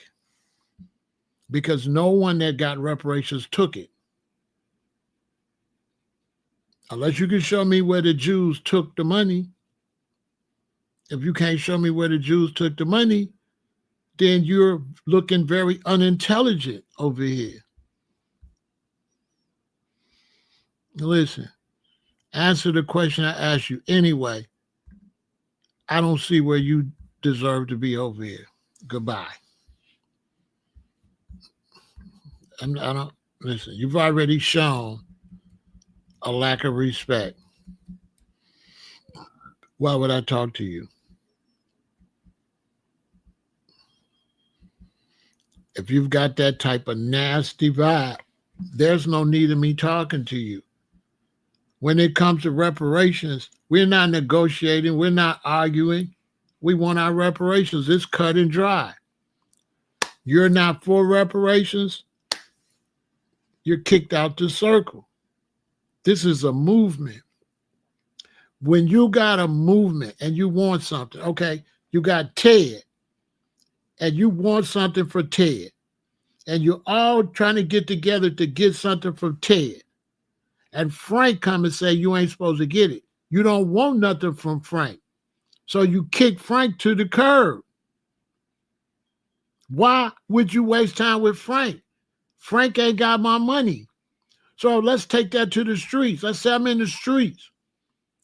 And let's say Johnny owe me $10,000 because my daddy gave him $10,000 and he ran from my daddy and my daddy got shot, passed away, and didn't get his 10 grand.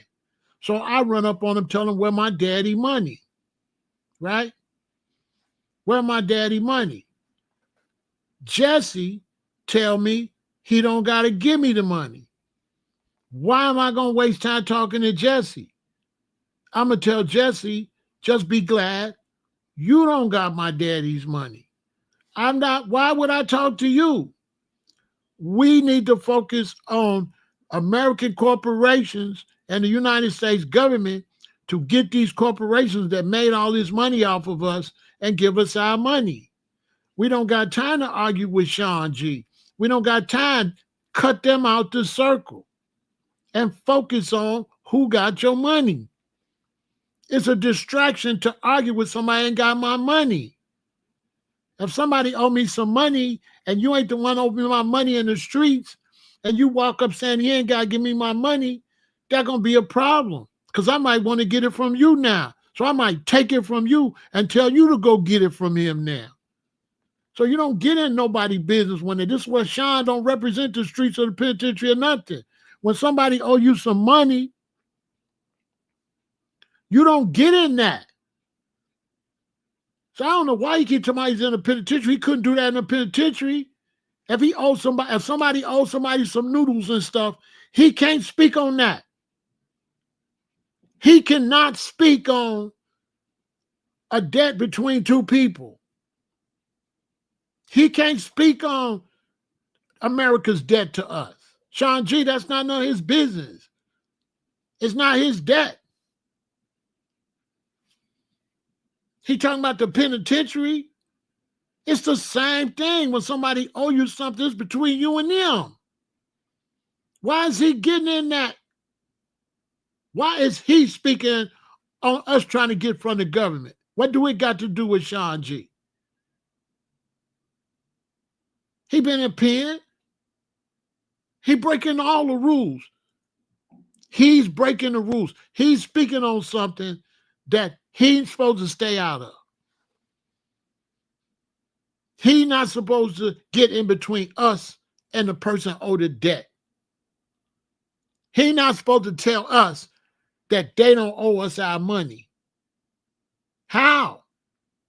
If the American government owe us our money, how can Sean G tell me about them owing me money? Who is he?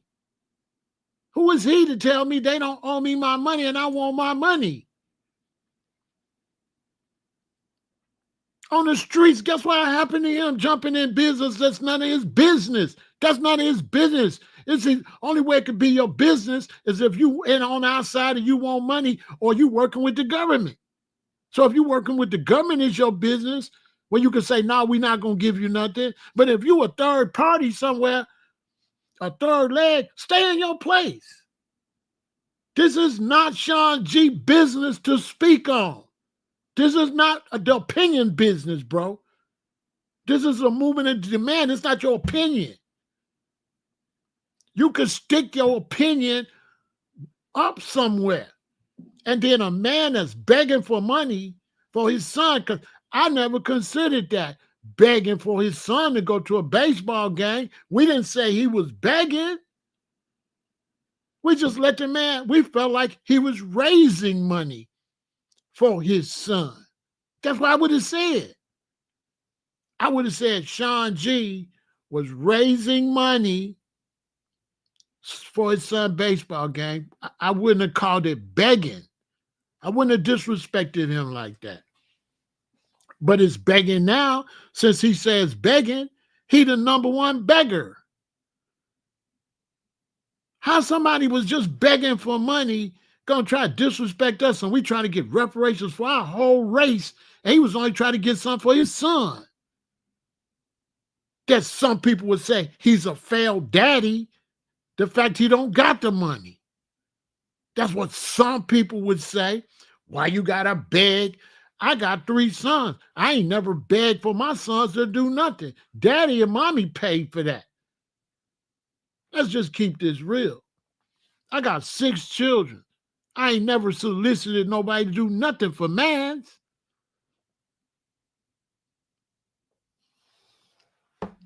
So the main person soliciting money for his son gonna turn around and that's fine.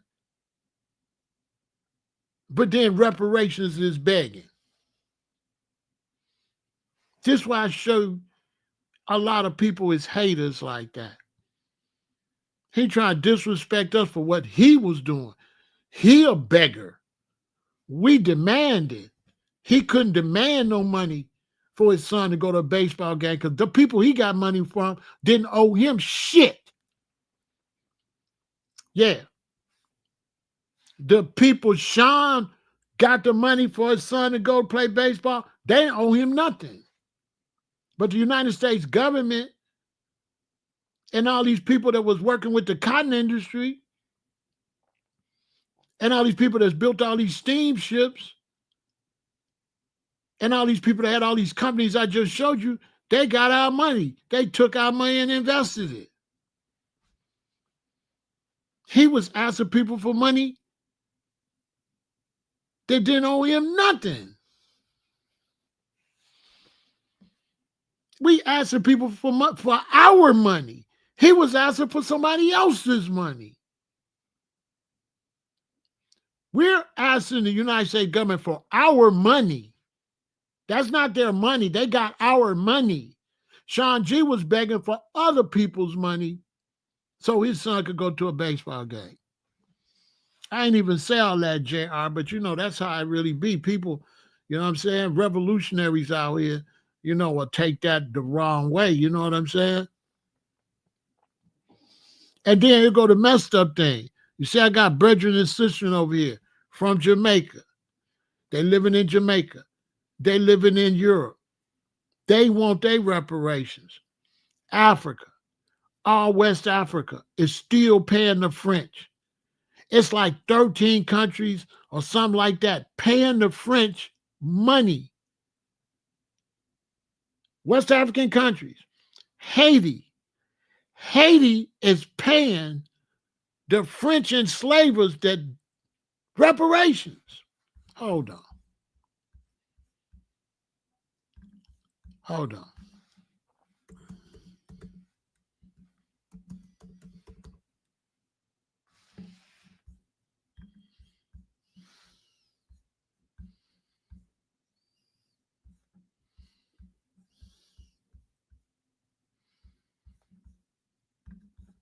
I tell you, man, brothers be talking and don't know nothing. Look, the colonizers got paid. Haiti was forced to pay France a large sum of money, initially 150 million francs, in exchange for formal recognition of its independence in 1825.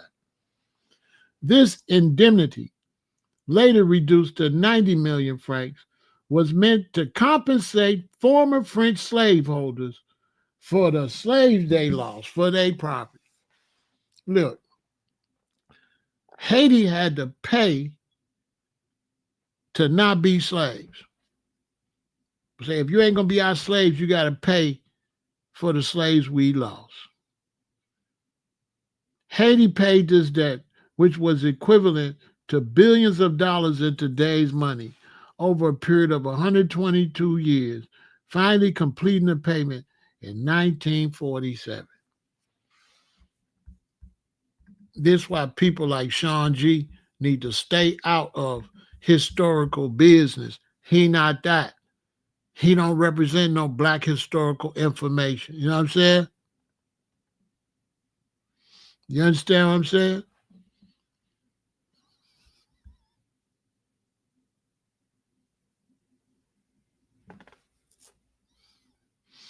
He said we ain't gonna get no reparations, but we are gonna get reparations. And he's gonna be the first one in line trying to get it. We're going to get reparations. And people like Sean G is gonna be trying to get theirs.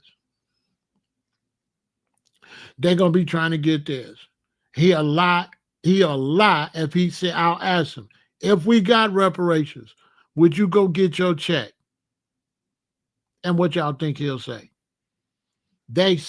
The reason when you see black Americans or any blacks speak against reparations is because they don't believe you're going to get it.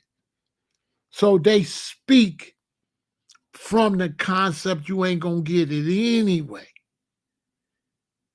If they thought you was going to get it, they wouldn't say that. So he just letting you know he don't believe in the movement, that he weak, that he don't got the strength of his forefathers.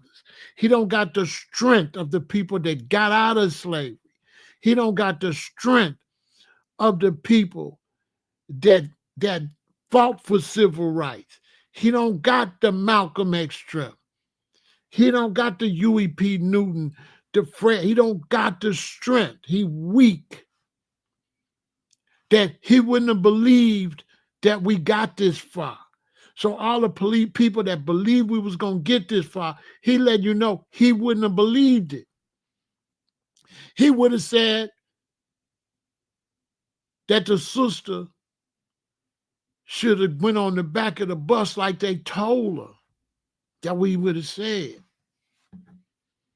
That's what he would have said.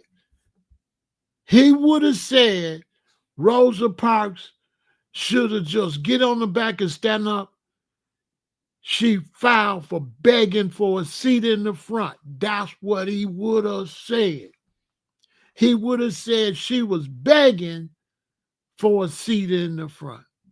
That's what he would have said. That's what he would have said. He would have said we was begging to not have to go to a colored bathroom or colored faucet. He would have called all that begging. He would call all that begging. He never would have been a strong general and said black people been demanding. So it's been steps, y'all. It's been steps where we demanded and fought for stuff. And reparations is just another step. So anybody you see, they can't disrespect pushing for reparations without disrespecting every other step. That's what Sean G did without knowing it. He disrespected all the steps. Reparations is just another step. You can't separate reparations. Reparations is another step with all the other steps. That's the reason him and his son could walk around here. Him and his son could walk around here because black people fought for what they thought that black people wouldn't get. Everything we got, nobody believed we would get it. And Sean G is one of those non-believers. He's a disgrace to his race. He's a coward. He's not a soldier. He went to prison and they broke him. Okay, he's a broken slave. He's been broken. And he's dumb. Because anybody that was on the internet asking for money for their son wouldn't be so stupid to turn around and say you begging for reparations when he just got through asking for money for his son. And I ain't even, look, I'm not even comfortable with calling that begging. Look, the money he asked for his son to go to baseball, I'm not like him. I'm not comfortable calling that begging because I got more respect and dignity than Sean. Facts. It don't sound right for me to call that begging. To me, it just don't sound right. I just wouldn't call it that. I would say he was asking, or he was trying to raise. I wouldn't have degraded him like that and said I was begging. That don't even make me feel right. Even though the way he did us, he called me a beggar. You know what I'm saying? Sean G called me a beggar because I'm asking for reparations. But I wouldn't call him a beggar when he was asking for money for his son to play baseball. And asking for his son to go to a baseball game ain't as important as reparations. That ain't nothing for his son compared to reparations. His son ain't picked no cotton. His son ain't did nothing with nobody owe his son. Don't nobody owe his son shit. The only thing his son is owed is reparations. Sean G's son is owed reparations for the money. If Sean G's family would have got what they owed, he wouldn't be asking for his son to get money to go play baseball if Europeans would have paid us what they owed us. And they gave us reparations too. He don't know no history. They started giving us reparations. They was giving us 40 acres in the mule, and they shot Lincoln and took it back. So the United States government had already admitted they owed us and had already gave out the money. That's why they shot Lincoln, because he was giving us reparations. And they shot him and they took it back from the first recipients.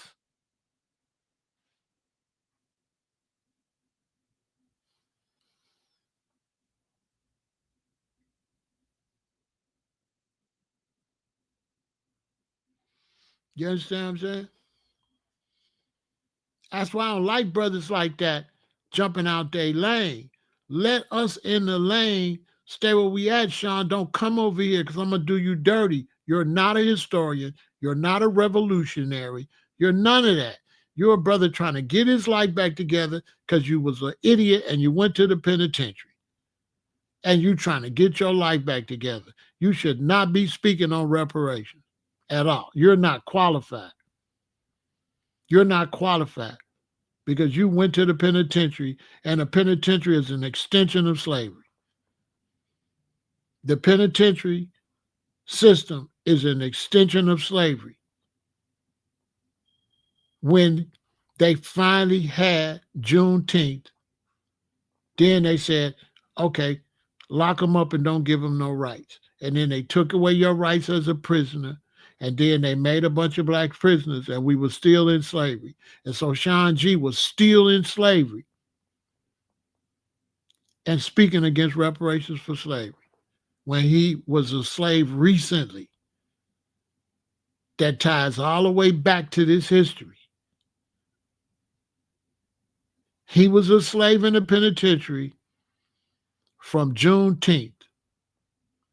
That's absolute historical facts.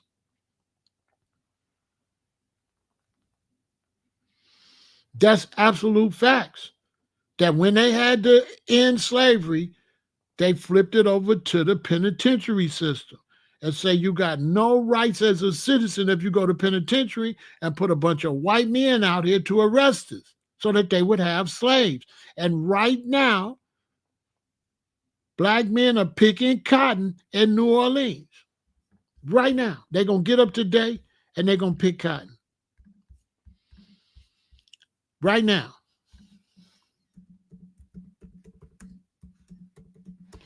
Right now, black men are picking cotton.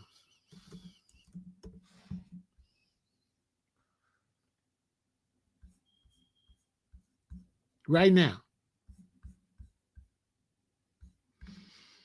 That's why brothers shouldn't speak on what they don't know.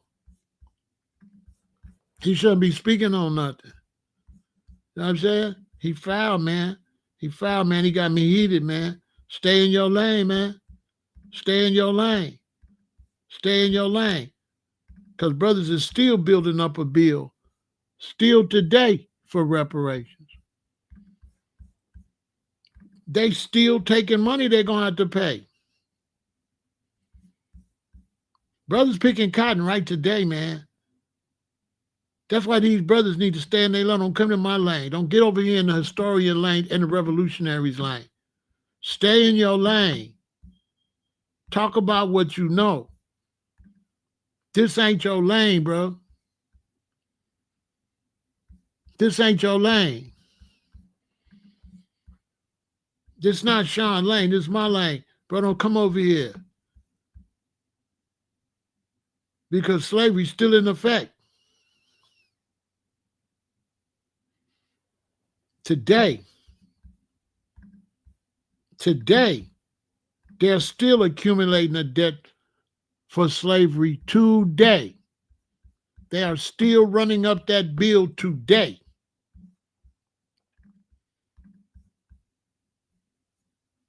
So all that, it was a long time ago. How was a long time ago? This looked like a long time ago? Do this look like a long time ago? I'm just saying. I'm just saying, do this look like a long time ago? They won't say slavery was a long time ago. You understand? And he been to the penitentiary and he ain't standing on nothing. You know why? Because these ain't the conversations gonna get him no money. You understand? So he don't know nothing. He doing small conversations. He ain't on this level right here. He down there.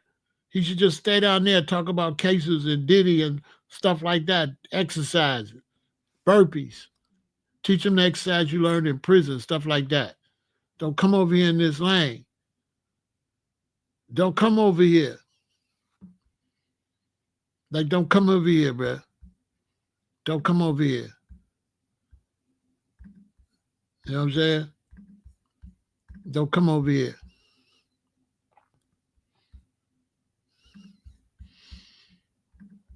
Because it's the same thing. We going through the same thing. Ain't no difference between that and this. It's the same thing.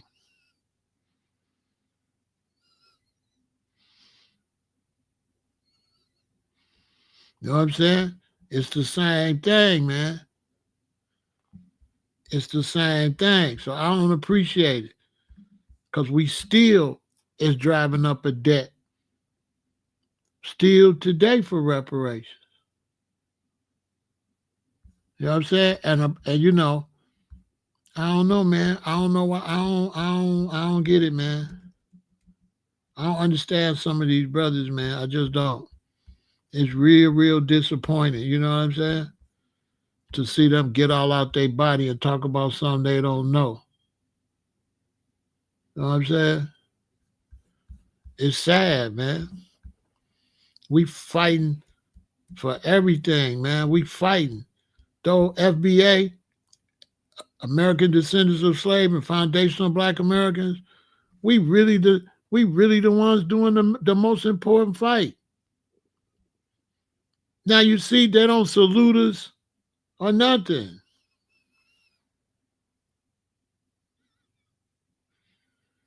I used to rock with them. I just unsubscribed today.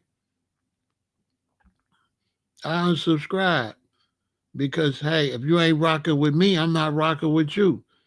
The man say I'm begging for slavery. I'm begging for money. You got to watch what you say. When you say FBA is begging, you talking about me. How I'm supposed to take that, SB? And I'm following him, and he getting on here telling white people that I'm begging for money and letting them keep our money. Meanwhile, he keep talking about in the penitentiary, and brothers in the penitentiary picking cotton today. So he ain't even standing on the penitentiary. He looking stupid right now. How he in the penitentiary? You understand?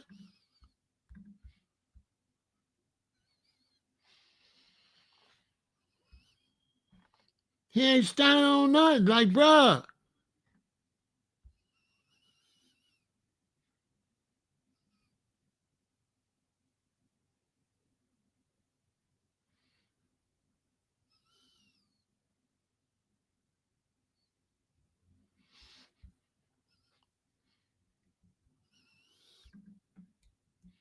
I ain't New York. He don't represent New York. He represent him. I ain't putting this on nobody else. He think he bigger than the program. You know what I'm saying? Sean, boy, you're not bigger than the program. And the program is reparations. You're not bigger than the program. You better sit down, bruh. You know what I'm saying? Now your name is trash all week. So now when the Diddy things come out, and when he get up there, get to talking, FBA, we're going to be looking at him crazy. Ain't nobody, I'm not going to watch his commentary on it. I'm not watching that because I'm going to be like, man, this dude know everything about Diddy business in this case, but he ain't even standing on black history and what black people went through. This man just got through asking for money for his son to go to a baseball game, but he turned around now and said, we begging for reparations. Come on, man. Come on, man.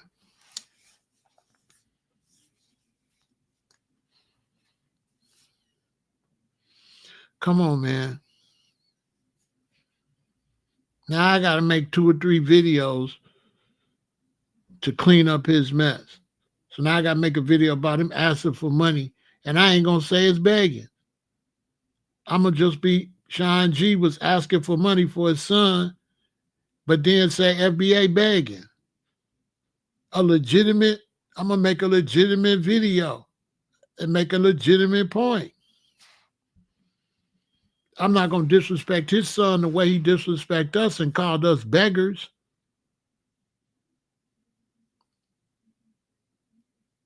He couldn't come around me and say we was begging for reparations. That shit would have went sideways.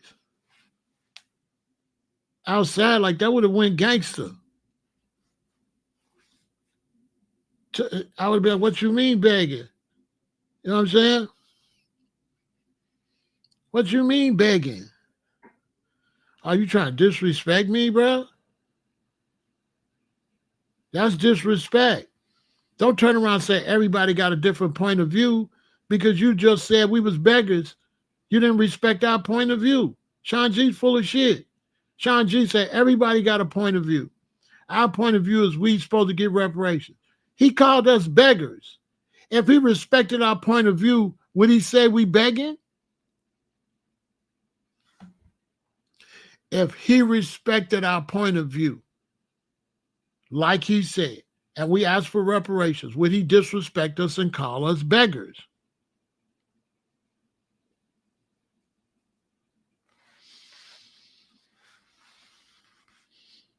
Man, he could say whatever he wanted to say.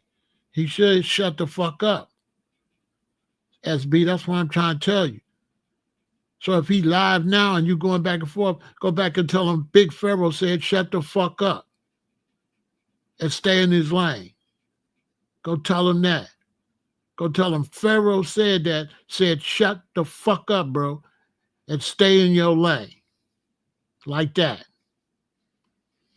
If we going to go back and forth, you're going to go tell him something. Tell him I said shut up. Tell him that. Tell him I said shut the fuck up. Go do some burpees or something. Stick with what he's known for. Tell him that. Damage is done already. The damage is done. He not no G. He just Sean. He not no G. That ain't G. That ain't G. That's not G. G's minding business. So if a G see you out here and you some ladies and you protesting, you know what I'm saying? And you out there with your sign saying you want more better wages, a G gonna be like, hey, they standing on business. G's gonna like anybody standing on business. If you standing on business, we gonna like that. He not no G, he just Sean. Boy, G's don't make mistakes like that. If you a G and they say, what you think about foundational Black Americans ask for reparations, a G gonna be like, they standing on business. A G gonna say, they standing on business. I sure won't, man. That's what a G gonna say, you standing on business. Ain't no G gonna say, oh man, they begging. A G not gonna say that when you standing on business. They gonna say you standing on business. He can't have no different point of view on our business. He got to mind his business. I told him to his face, bro, you can't have no point of view on reparations. You either with it or you shut up. Period. He can't have no opposition point of view on reparations. Period. Don't try to make reparations like it's just any other regular conversation. That's what he's trying to do. He's trying to make reparations like it's like saying who the best, the Knicks or the Lakers. He's trying to play it down like it's a discussion between the Knicks and the Lakers or something. I know what he's doing.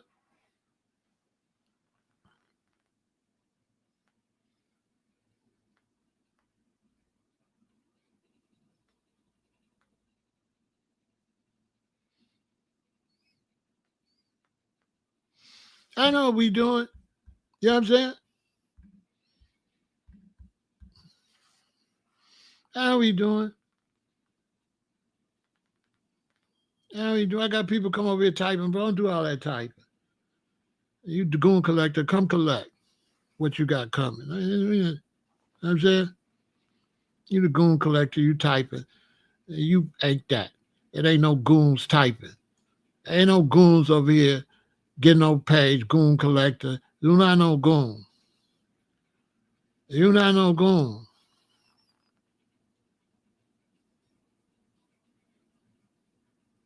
I don't know what he say. All that, whatever he'd want to do with that, that was his business. Whatever he had to say about Diddy, whatever he was doing with Diddy, then that was his business.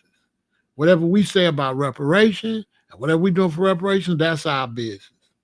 It ain't for us to go step in his business and what he believe with that, and it ain't for him to come in our business.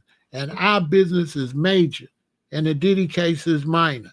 Reparations is a historical major situation. All that shit he talking about together is like this. Sean G ain't talking about nothing of significance for Black people. Zero. He's talking about zero. And when it comes to working out and how to eat, he's actually a minus. He actually don't know what he's talking about and recommending a garbage diet. So he not even a master at what he is telling us. He eating straight trash. So he not even good in the lane he in. How he gonna speak on reparations? He tell you eat a bunch of eggs.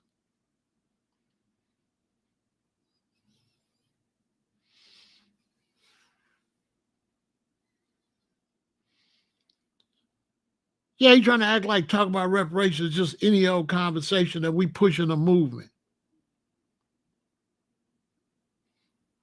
I don't care nothing about that.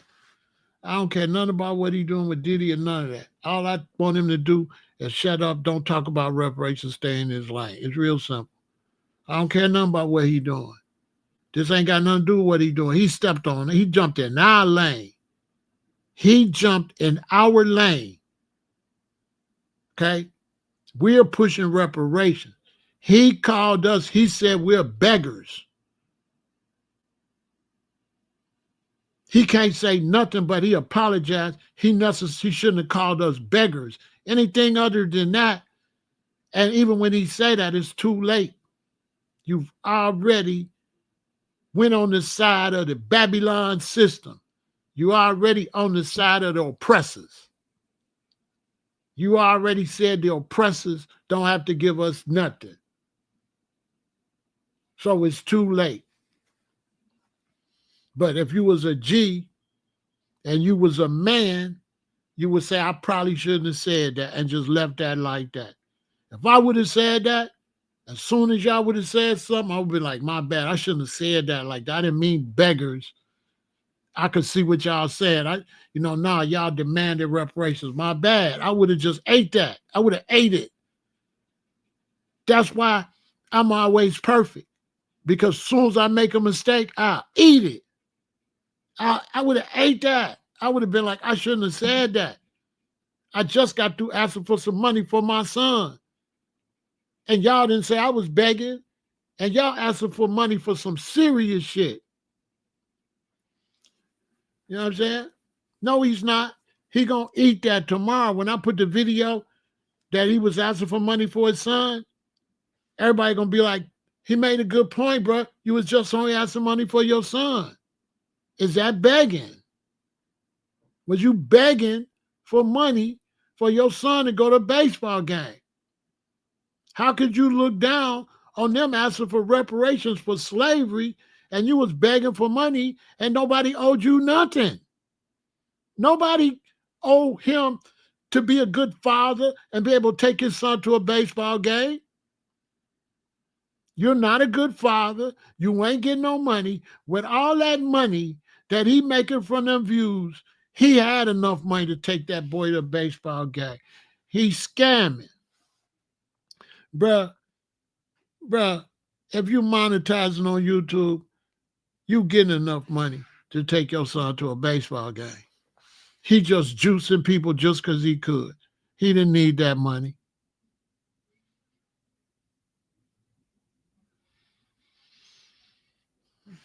I don't care what he see his channel on. He can see his channel for whatever he want to see it on. Just don't speak on us.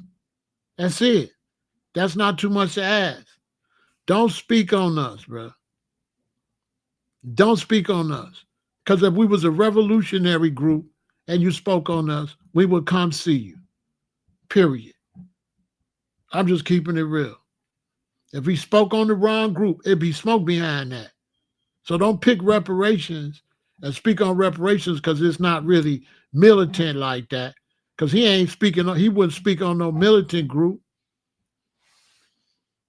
Like, don't try to soft target. Don't try to pick no soft target and try to disrespect your own black people. See, to me, I don't care what he say. I don't care what he believe in. That's soft. Out of all the things in the world going on, all the gang violence and all that, where do reparations fit as a concern to speak against? With all the shooting in Chicago, New York, with all of that, Show me where reparations is important to speak on that as something that should happen.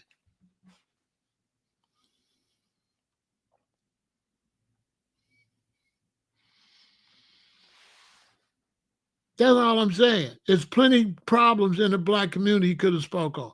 Us pushing for reparations is not a problem. People pushing for reparations ain't gonna break in his house, ain't gonna carjack him, ain't gonna hurt his son. So it's like, I don't get it.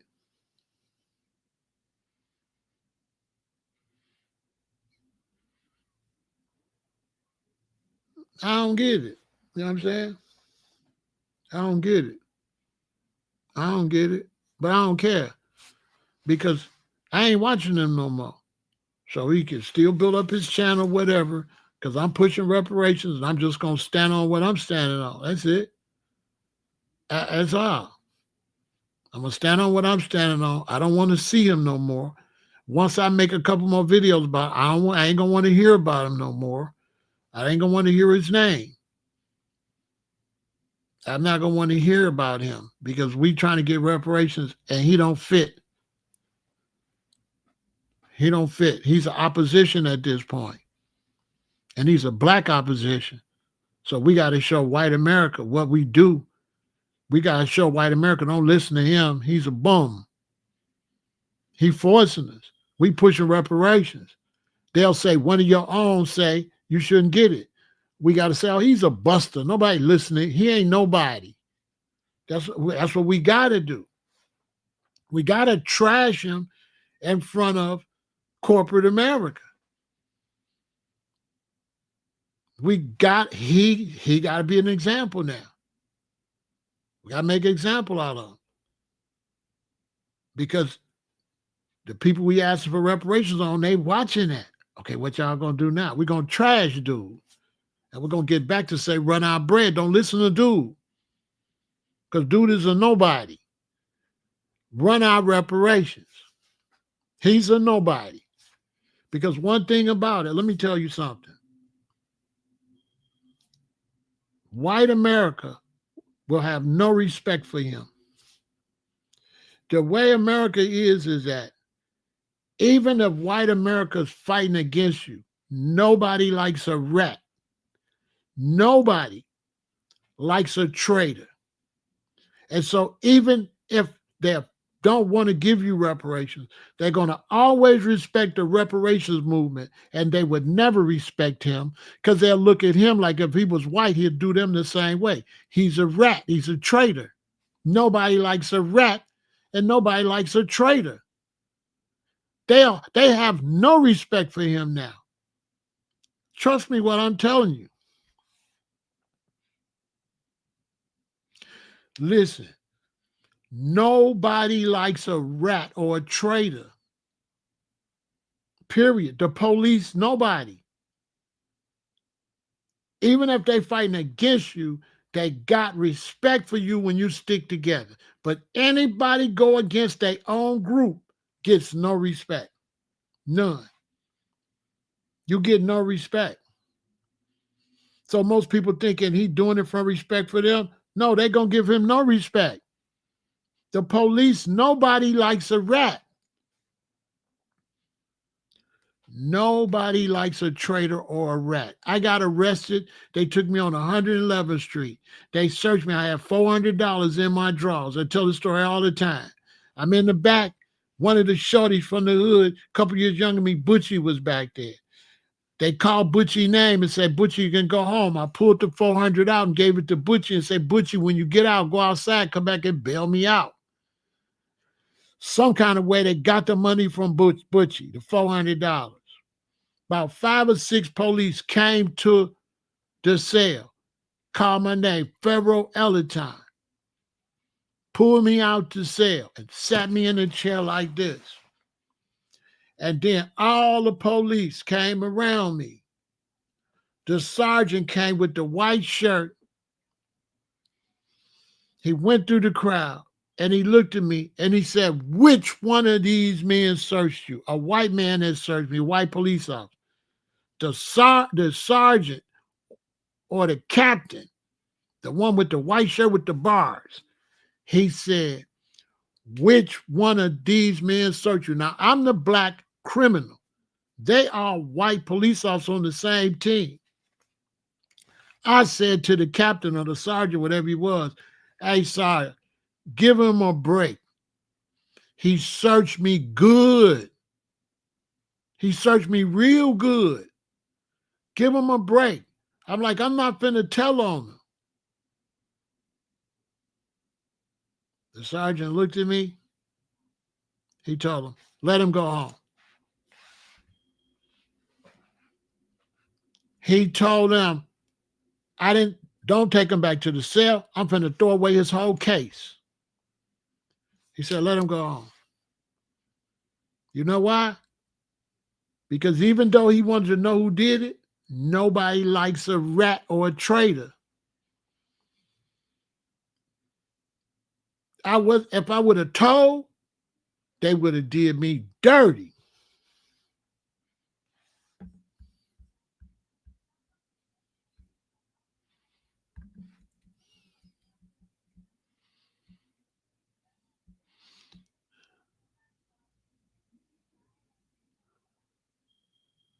They would have did me dirty. Nobody likes a rat. Nobody likes a traitor. When the word gets out by tomorrow in a couple of days that Sean G went against reparations, he won't have no respect out here. He won't have no respect. And he's going to have a whole bunch of people don't like him. He don't know how big reparations is. He don't know how big ADOS and FBA is. He don't know. We a monster out here. He's slow. He should have asked Fat Joe. He should have asked Fat Joe. Fat Joe, they had to go team Fat Joe with Jada Kiss to try to save him. Busta Rhymes. I can go on and on. And we on their neck forever. We're not getting off Fat Joe's neck soon as he make any kind of mistake. See, Fat Joe got this other case coming up. All right, what you think we finna do? All them people that might have been allies or stayed out of it, we all like, yeah, whatever. They're all gonna come back to bite him.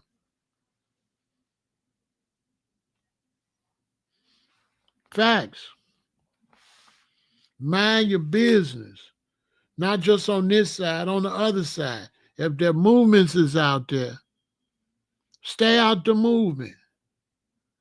Don't go speaking on nobody else's movement. Let them do what they do. Don't jump into a movement that ain't got nothing to do with you. Unless that movement is against you, hey, your name Wes. You ain't in that mess. You understand? What's going on, Loopy? You know what I'm saying? Don't jump in no movement. Don't speak on nobody's movement. Just mind your business. You know what I'm saying? Don't speak on nobody's movement. They already struggling with their movement. They don't need you kicking them. The movement ain't against you, so why speak on it? You see what I'm saying? Reparations movement is not an enemy of Sean G. Reparations movement is not going to do nothing to his son. Gangs the one he trying to keep his son from. Gangs and violence. Well, he should be focusing on that. What the hell is FBA going to do to him? The reason is even in his mouth. He has no reason to say that. So, of course, you just look like a loser and a hater. Because you're just bringing up something that's got nothing to do with you. And you a black man. And you in front of the white system saying, don't give black people their money for the abuse. Because I'm Sean G, and that's what I think.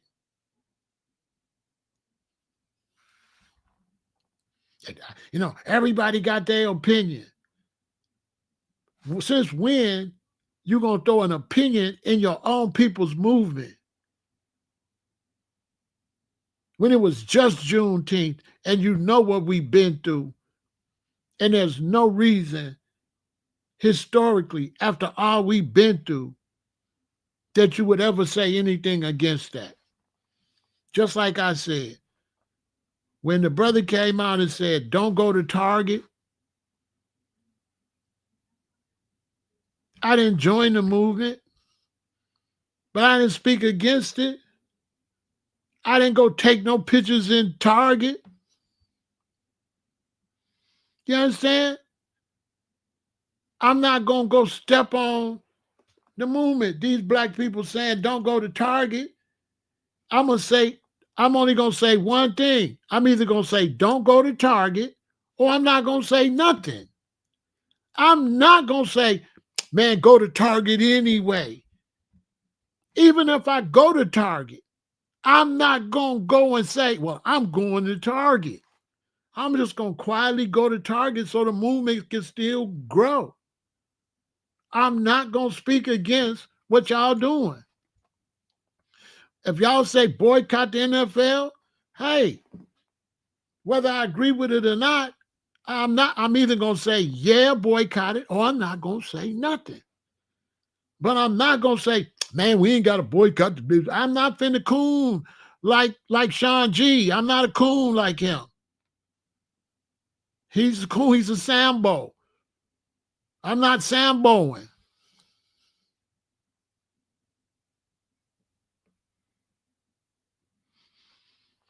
I'm not Samboing. We ain't got no problem with you saying nothing, FBA or none of that. We got a problem when you talking against the fact that we pushing for reparations.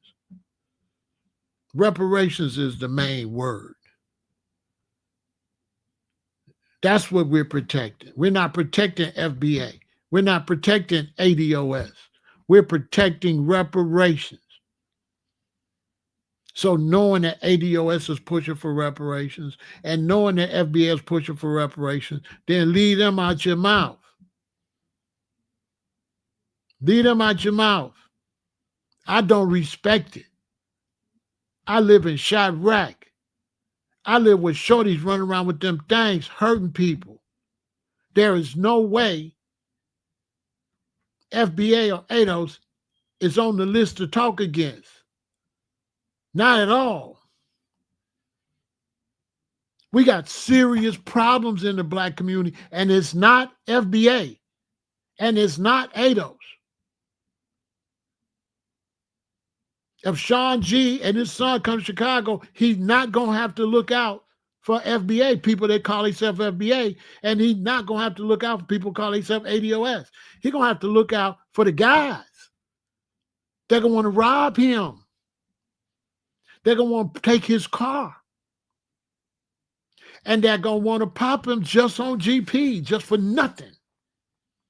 So I'm trying to figure out what all we got going on in the black community, why is that coming off his mouth? It makes no sense. We have other things to complain about. Don't be calling us beggars because you too scary and you ain't standing on no business and you ain't pushing for reparations. Sean G is the coward, is the sellout that ain't standing up for his ancestors. Don't be mad at us because you a coward and you're going to let them rob your great-great-great-great-granddaddy and great-great-great-great-grandmama tomorrow. You don't want the money. You don't care what they did to them. That's fine, bro. Then stay in your lane and shut up. Shut up then.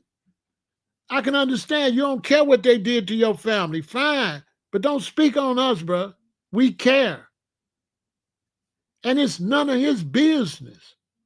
Reparations is none of his business. Reparations is only your business when you're fighting for it. If you're not fighting for it, reparations is none of Sean G's business. It has nothing to do with his life or nothing. Nothing about me pushing for reparations has anything to do with him or affects his life at all. Since he's so real. The reality is he's speaking on something that's not affecting his life or nothing. So what is he speaking on? What about reparations is bothering him? What about us pushing for reparations is bothering him or causing some type of problem in his life? Because if that's causing a problem in your life, begging for money for your son to go to a baseball game could cause us problems. What's the difference?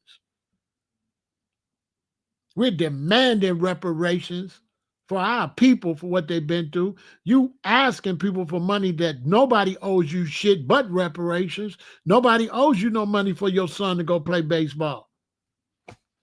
How is somebody asking for something for no cause that's not nobody owe you nothing for? Gonna speak on us asking for a debt owed. That show you Sean G phony and dumb. And dumb. Because what's gonna happen next time he asks for something? See, people ain't his chat ain't gonna forget.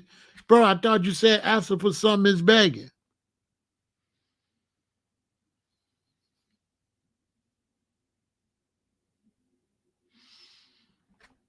Shot his own self in the foot.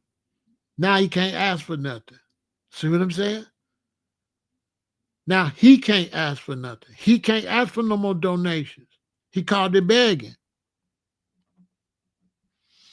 How you ego tripping? And how you ego tripping and speaking on something that didn't get you more viewers? When something gets you more viewers, then you stay in that lane. You understand? And what that got to do with the cost of tea and tea in China, James? You just blurting out stuff? What you just blurting out stuff for? What we supposed to learn from that? You just had to say that? How does that fit this conversation? You read something, you just, what? The Fifth Amendment of the Constitution allows the government to take your stuff. Why you say our stuff? Why you didn't say mine? Why you didn't say the Fifth Amendment of the Constitution allows the government to seize my stuff, my money, and my properties? Why you didn't say yourself? You see what he wrote? Why you didn't use the word mine? Why you trying to say ours? Why you don't say they can't take his? James, why you don't say that the amendment allowed them to take your stuff? Why you didn't say that? See, I be seeing when people be negative. Say that then. Say the Fifth Amendment allowed them to come take your stuff. Because the right to bear arms allow me to make sure they don't take my stuff. Take it out. Take it out. Take it out. You come take it. Okay, let me delete the nonsense.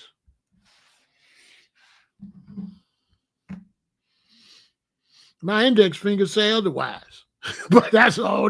That's why I'm demonetized, right like that, because I can't tell the truth on that. Take what? Because I got my own amendment. You know what I'm saying? I got my own amendment to the Constitution.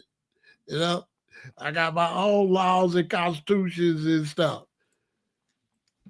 Yeah, I got my own stuff. Let's get to that. Shout out to Zip. Shout out to Zip. What did you talk about? The key word is allow. I gotta allow you to take my stuff. What did you talk about? Come on, man. Come on, man. The Fifth Amendment is a piece of paper. It ain't gonna get up and do nothing. Some men gotta come do it. The Fifth Amendment ain't gonna do it. They got to send some men to do it. The Fifth Amendment, a piece of paper. Somebody got to come actually take it.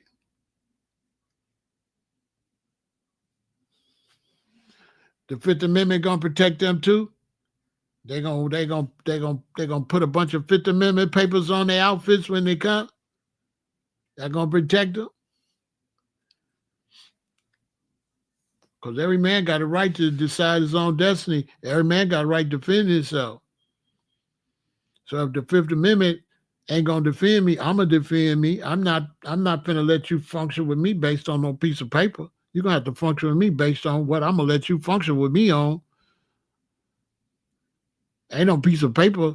I'm not listening to no piece of paper. I'm not gonna let you disrespect me because you said this piece of paper said you could slap my wife. I got paper right here say I can slap your wife. Okay? So if somebody come to you with a piece of paper say they can slap your wife, they can slap your kids, you gonna let them do it? Y'all tripping, boy. Y'all tripping. I'm black. We don't be listening. I don't know how long America gonna take to figure that out. We ain't listening. If we were listening to America, we still be picking cotton. Don't worry about all the Fifth Amendment. Worry about my reparation. Where that paper at? The only paper we want is our money for reparations. That's what we want. We don't care nothing about no piece of paper. We want our paper. We want our money, man. We want our money. And our God want our money.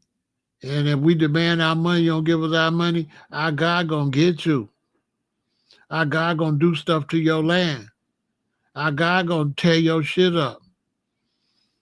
The only reason our God ain't tearing your stuff up because we ain't demanding. But if we demand, our God gonna back us up. It's just don't back us up because we ain't standing on nothing. God like, hey man, I wait for y'all to stand on something. I'm gonna ride, but y'all ain't stand on nothing. Call me when y'all get ready to stand on something and we'll ride out. That's how that go. That's just how that go. Boy, you can't do nothing to me. Get that out your man.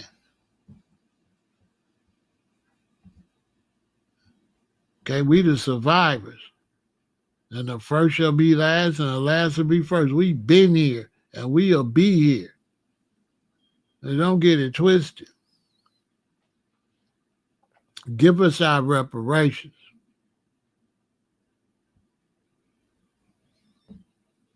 Before God take everything from you and leave us with everything. The only way you're going to keep what you got, America, is pay us. If you don't pay us, our God going to take everything and leave us with everything. Going to give us everything. So either give us what you owe us, or our God going to give us everything. Now bet like Vegas. Bet on that. Bet me I'm lying. Bet me I'm lying that these tornadoes and stuff ain't going to come get you if you don't do me right. Yeah, if you don't do me right. Yeah, these hurricanes and tornadoes and these floods going to come see you. Yeah, you can't hide.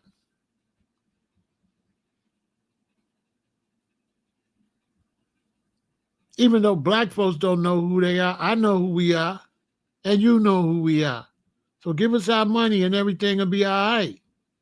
We'll pray for you. But keep playing with us and we're going to get everything. It say the meek shall inherit the earth. Inherit the earth. Pay your portion or lose it all. That's on them. Period. Sean G, shut up and stay in your place. Go cook some eggs and do some burpees or something. And stay in your place, bro. Don't be speaking on reparations. You're not a spokesperson for reparations. Okay? Go chili for Diddy, talk about Diddy or something like that. You know, stay in the little boy place, do little boy stuff, what you do. This big man stuff, reparations, big general stuff. This ain't, you's a Boy Scout. You ain't standing on no black revolutionary type time. You's a Negro. You ain't that, bro. Don't be speaking on no real military, big time militant cultural stuff for black Americans. You just Sean G.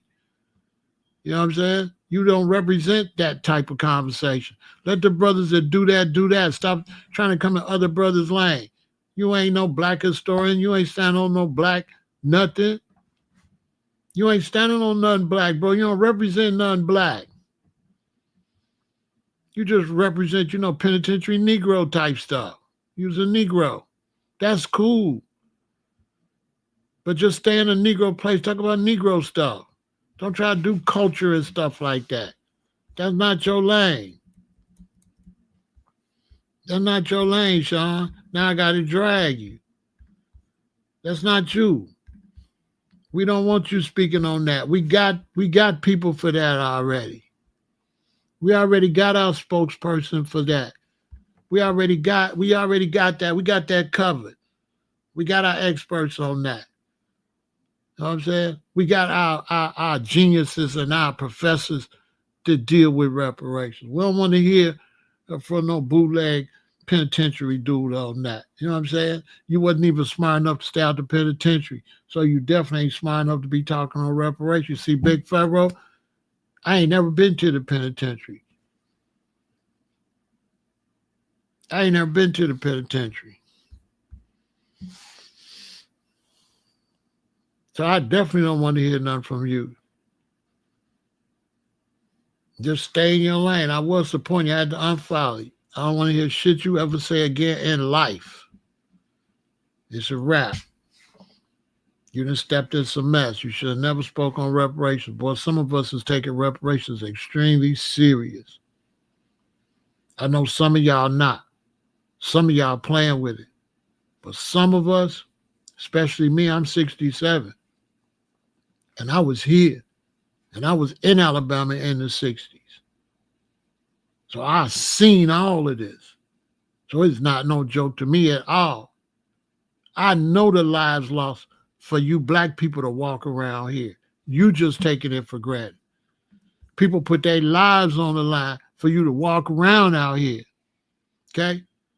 People put their lives on the line. I seen it all. The Fred Hamptons, the Mark Clarks, the Huey P. Newtons. People put their life on the line. The Medgar Evers, the MLKs, the Malcolm X's. People put their life on the line for us to get this far. My mother's friends got blown up in the church. You understand? My mother's friends got blown up in the church in Alabama.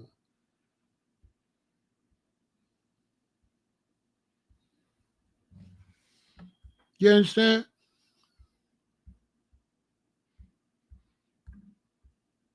This is serious. We don't even address haters. So we don't like no brother doing that. Haters come over here, I block them. There's nothing to talk about. And you, Sean, a brother. Haters come over here, I just block them. I'm not talking to them. We pushing for reparations. We not arguing with every loser on social media that's against it. We're not doing that. Why would I argue with somebody? You're not the government. You're not responsible for reparations. If the government say they're going to give it to us, it ain't nothing the rest of you Americans could do about it. So why would we argue with y'all? We got to pressure the government. We got to pressure these corporations because these corporations got our money. The government's supposed to go get the money from the corporations and put money with it and pay us. So a lot of white Americans don't know nothing. They don't know nothing either. History ain't been taught thoroughly in America. A lot of white Americans don't know nothing about slavery or reparations. Zero. White Americans don't know nothing.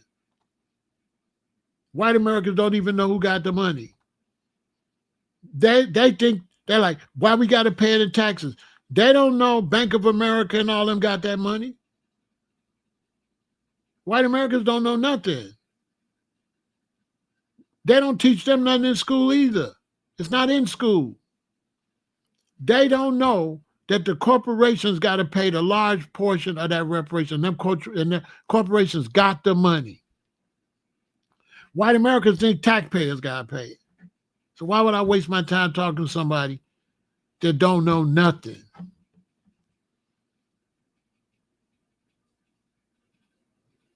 Taxpayers, they think that the taxpayers got to pay reparations.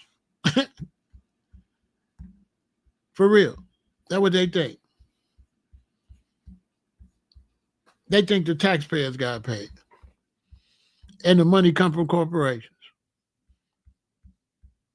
Here's a list of the corporations, and then we'll finish.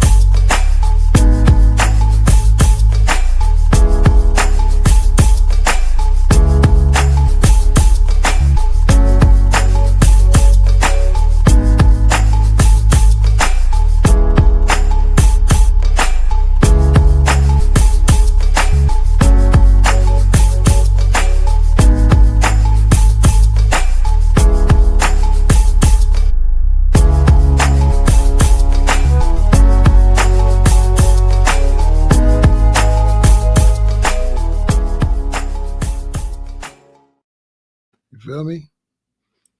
Kathy, I don't know what's wrong with that brother. I don't know, Kathy.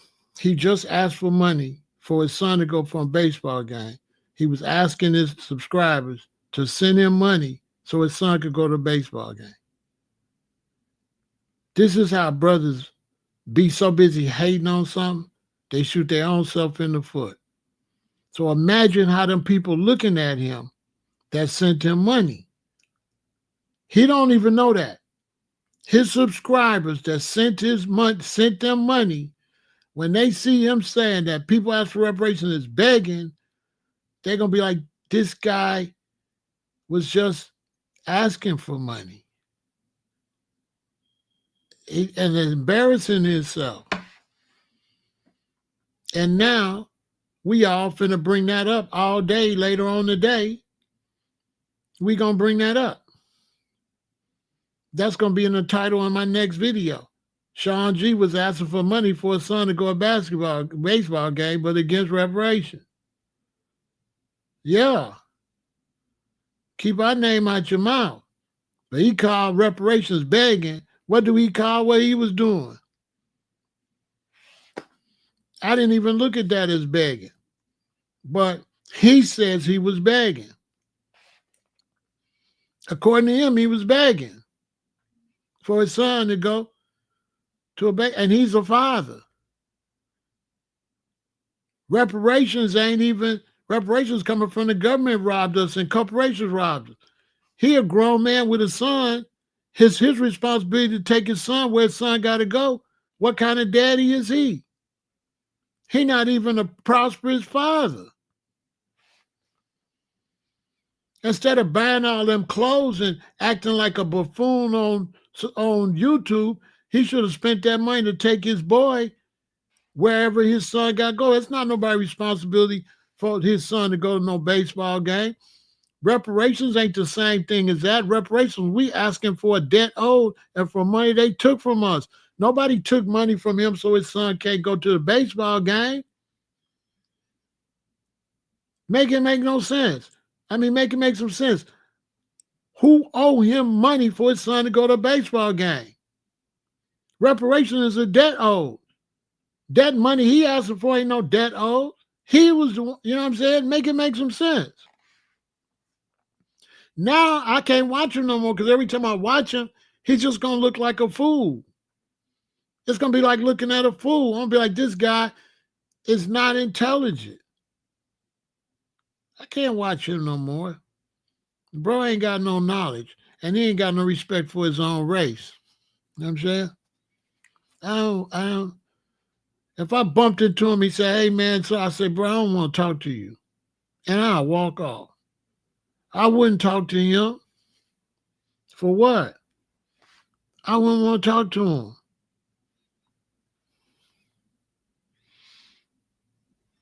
I wouldn't talk to him. I swear to God, I wouldn't talk to him. I walk off. I wouldn't talk to him because we still got to focus on reparations. And the way he got out there and told them, tell corporate America they ain't got to give us our money because we begging, I got to get out there and show corporations that he's a sellout and don't listen to him.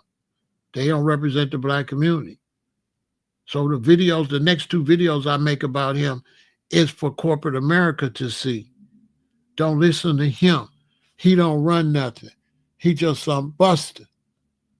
I got to do it. That's the way the game works.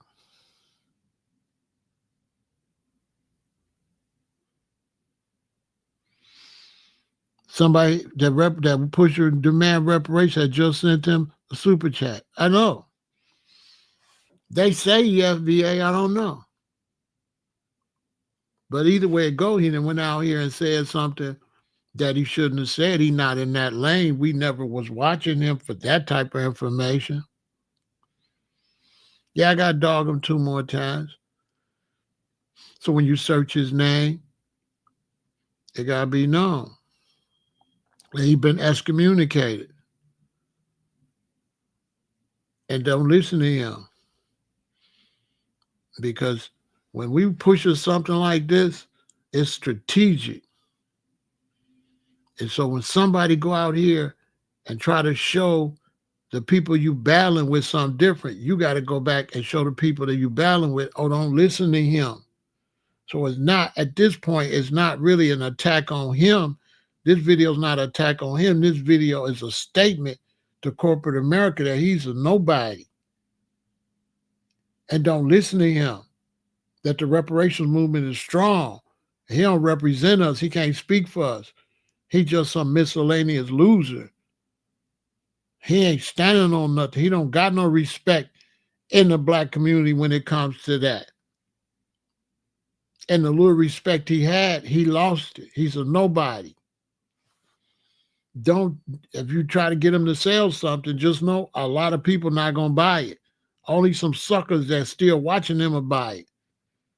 But any of us, FBA, we wouldn't buy nothing he got. And we not watching them no more. So he need to see a bunch of people gone. So he can respect and say, you know, like we did Fat Joe and all the rest of them. And then Fat Joe will still be able to go out there and scramble around and get his money. But see, God don't like ugly. Now Fat Joe got some more stuff going on. And Sean G gonna have the same bad luck. He gonna have the same misfortune because he took his blessing and then he decided to go evil instead of righteous. He took his righteous blessing and then he went dark and went anti when he should have just stayed pro whatever he was on. He jumped into somebody else's thing to speak against somebody with no regards that a lot of them people was supporting him, like myself. So I was supporting this brother, and this brother went and spoke against me. Say I'm begging for reparations. See what I'm saying? I'm like, dang, bro. I was supporting you. Oh, okay. All right. Unsubscribe. And then you did the wrong one. This big Pharaoh. I'm finna trash you. Yeah, you messed up. I'm finna trash you. I'm gonna put it out here so real that people support you gonna be like, he making a good point. Because ain't nobody gonna understand why you even went that way. They're like, bro, that's not even your lane. What you even speak on that for? Oh, you just a hater. There's no reason for him to speak on not supporting reparations. There was no reason to say that. No reason. It has nothing to do with nothing he been doing over there on that channel. I ain't the type of person gonna go in his comments. I'm not doing all that. I went to his page, unsubscribe. Tomorrow, if it pop up, I'm gonna push where it say I don't want to see nothing requested from over there. Any video talk about him, I ain't gonna punch on it. I'm gonna keep on moving, doing what we gotta do. We gotta do what we gotta do. Whatever he doing, whatever. To me, he's a bozo now. All of that. Look at me. All that stuff now. It look like clown stuff. It look clown. You got the straw in your mouth. You know, you out. You know, I mean, it look now. You look like a clown. Now all that over bravado and all that stuff he was doing. Now he looking like a bozo. I'm like, oh, this is why you doing all that. You really a bozo. You know what I'm saying? So next time I see him out there, I'm gonna think to myself, sidebar. Here go a guy finally got somebody to look at him, and he don't know how to act. He all out there. Check me out. Check me out. Check me out. You know what I'm saying? Okay. All right. All right. I get it. He was a bozo. Yeah, he was a bozo. I get it. You know what I'm saying?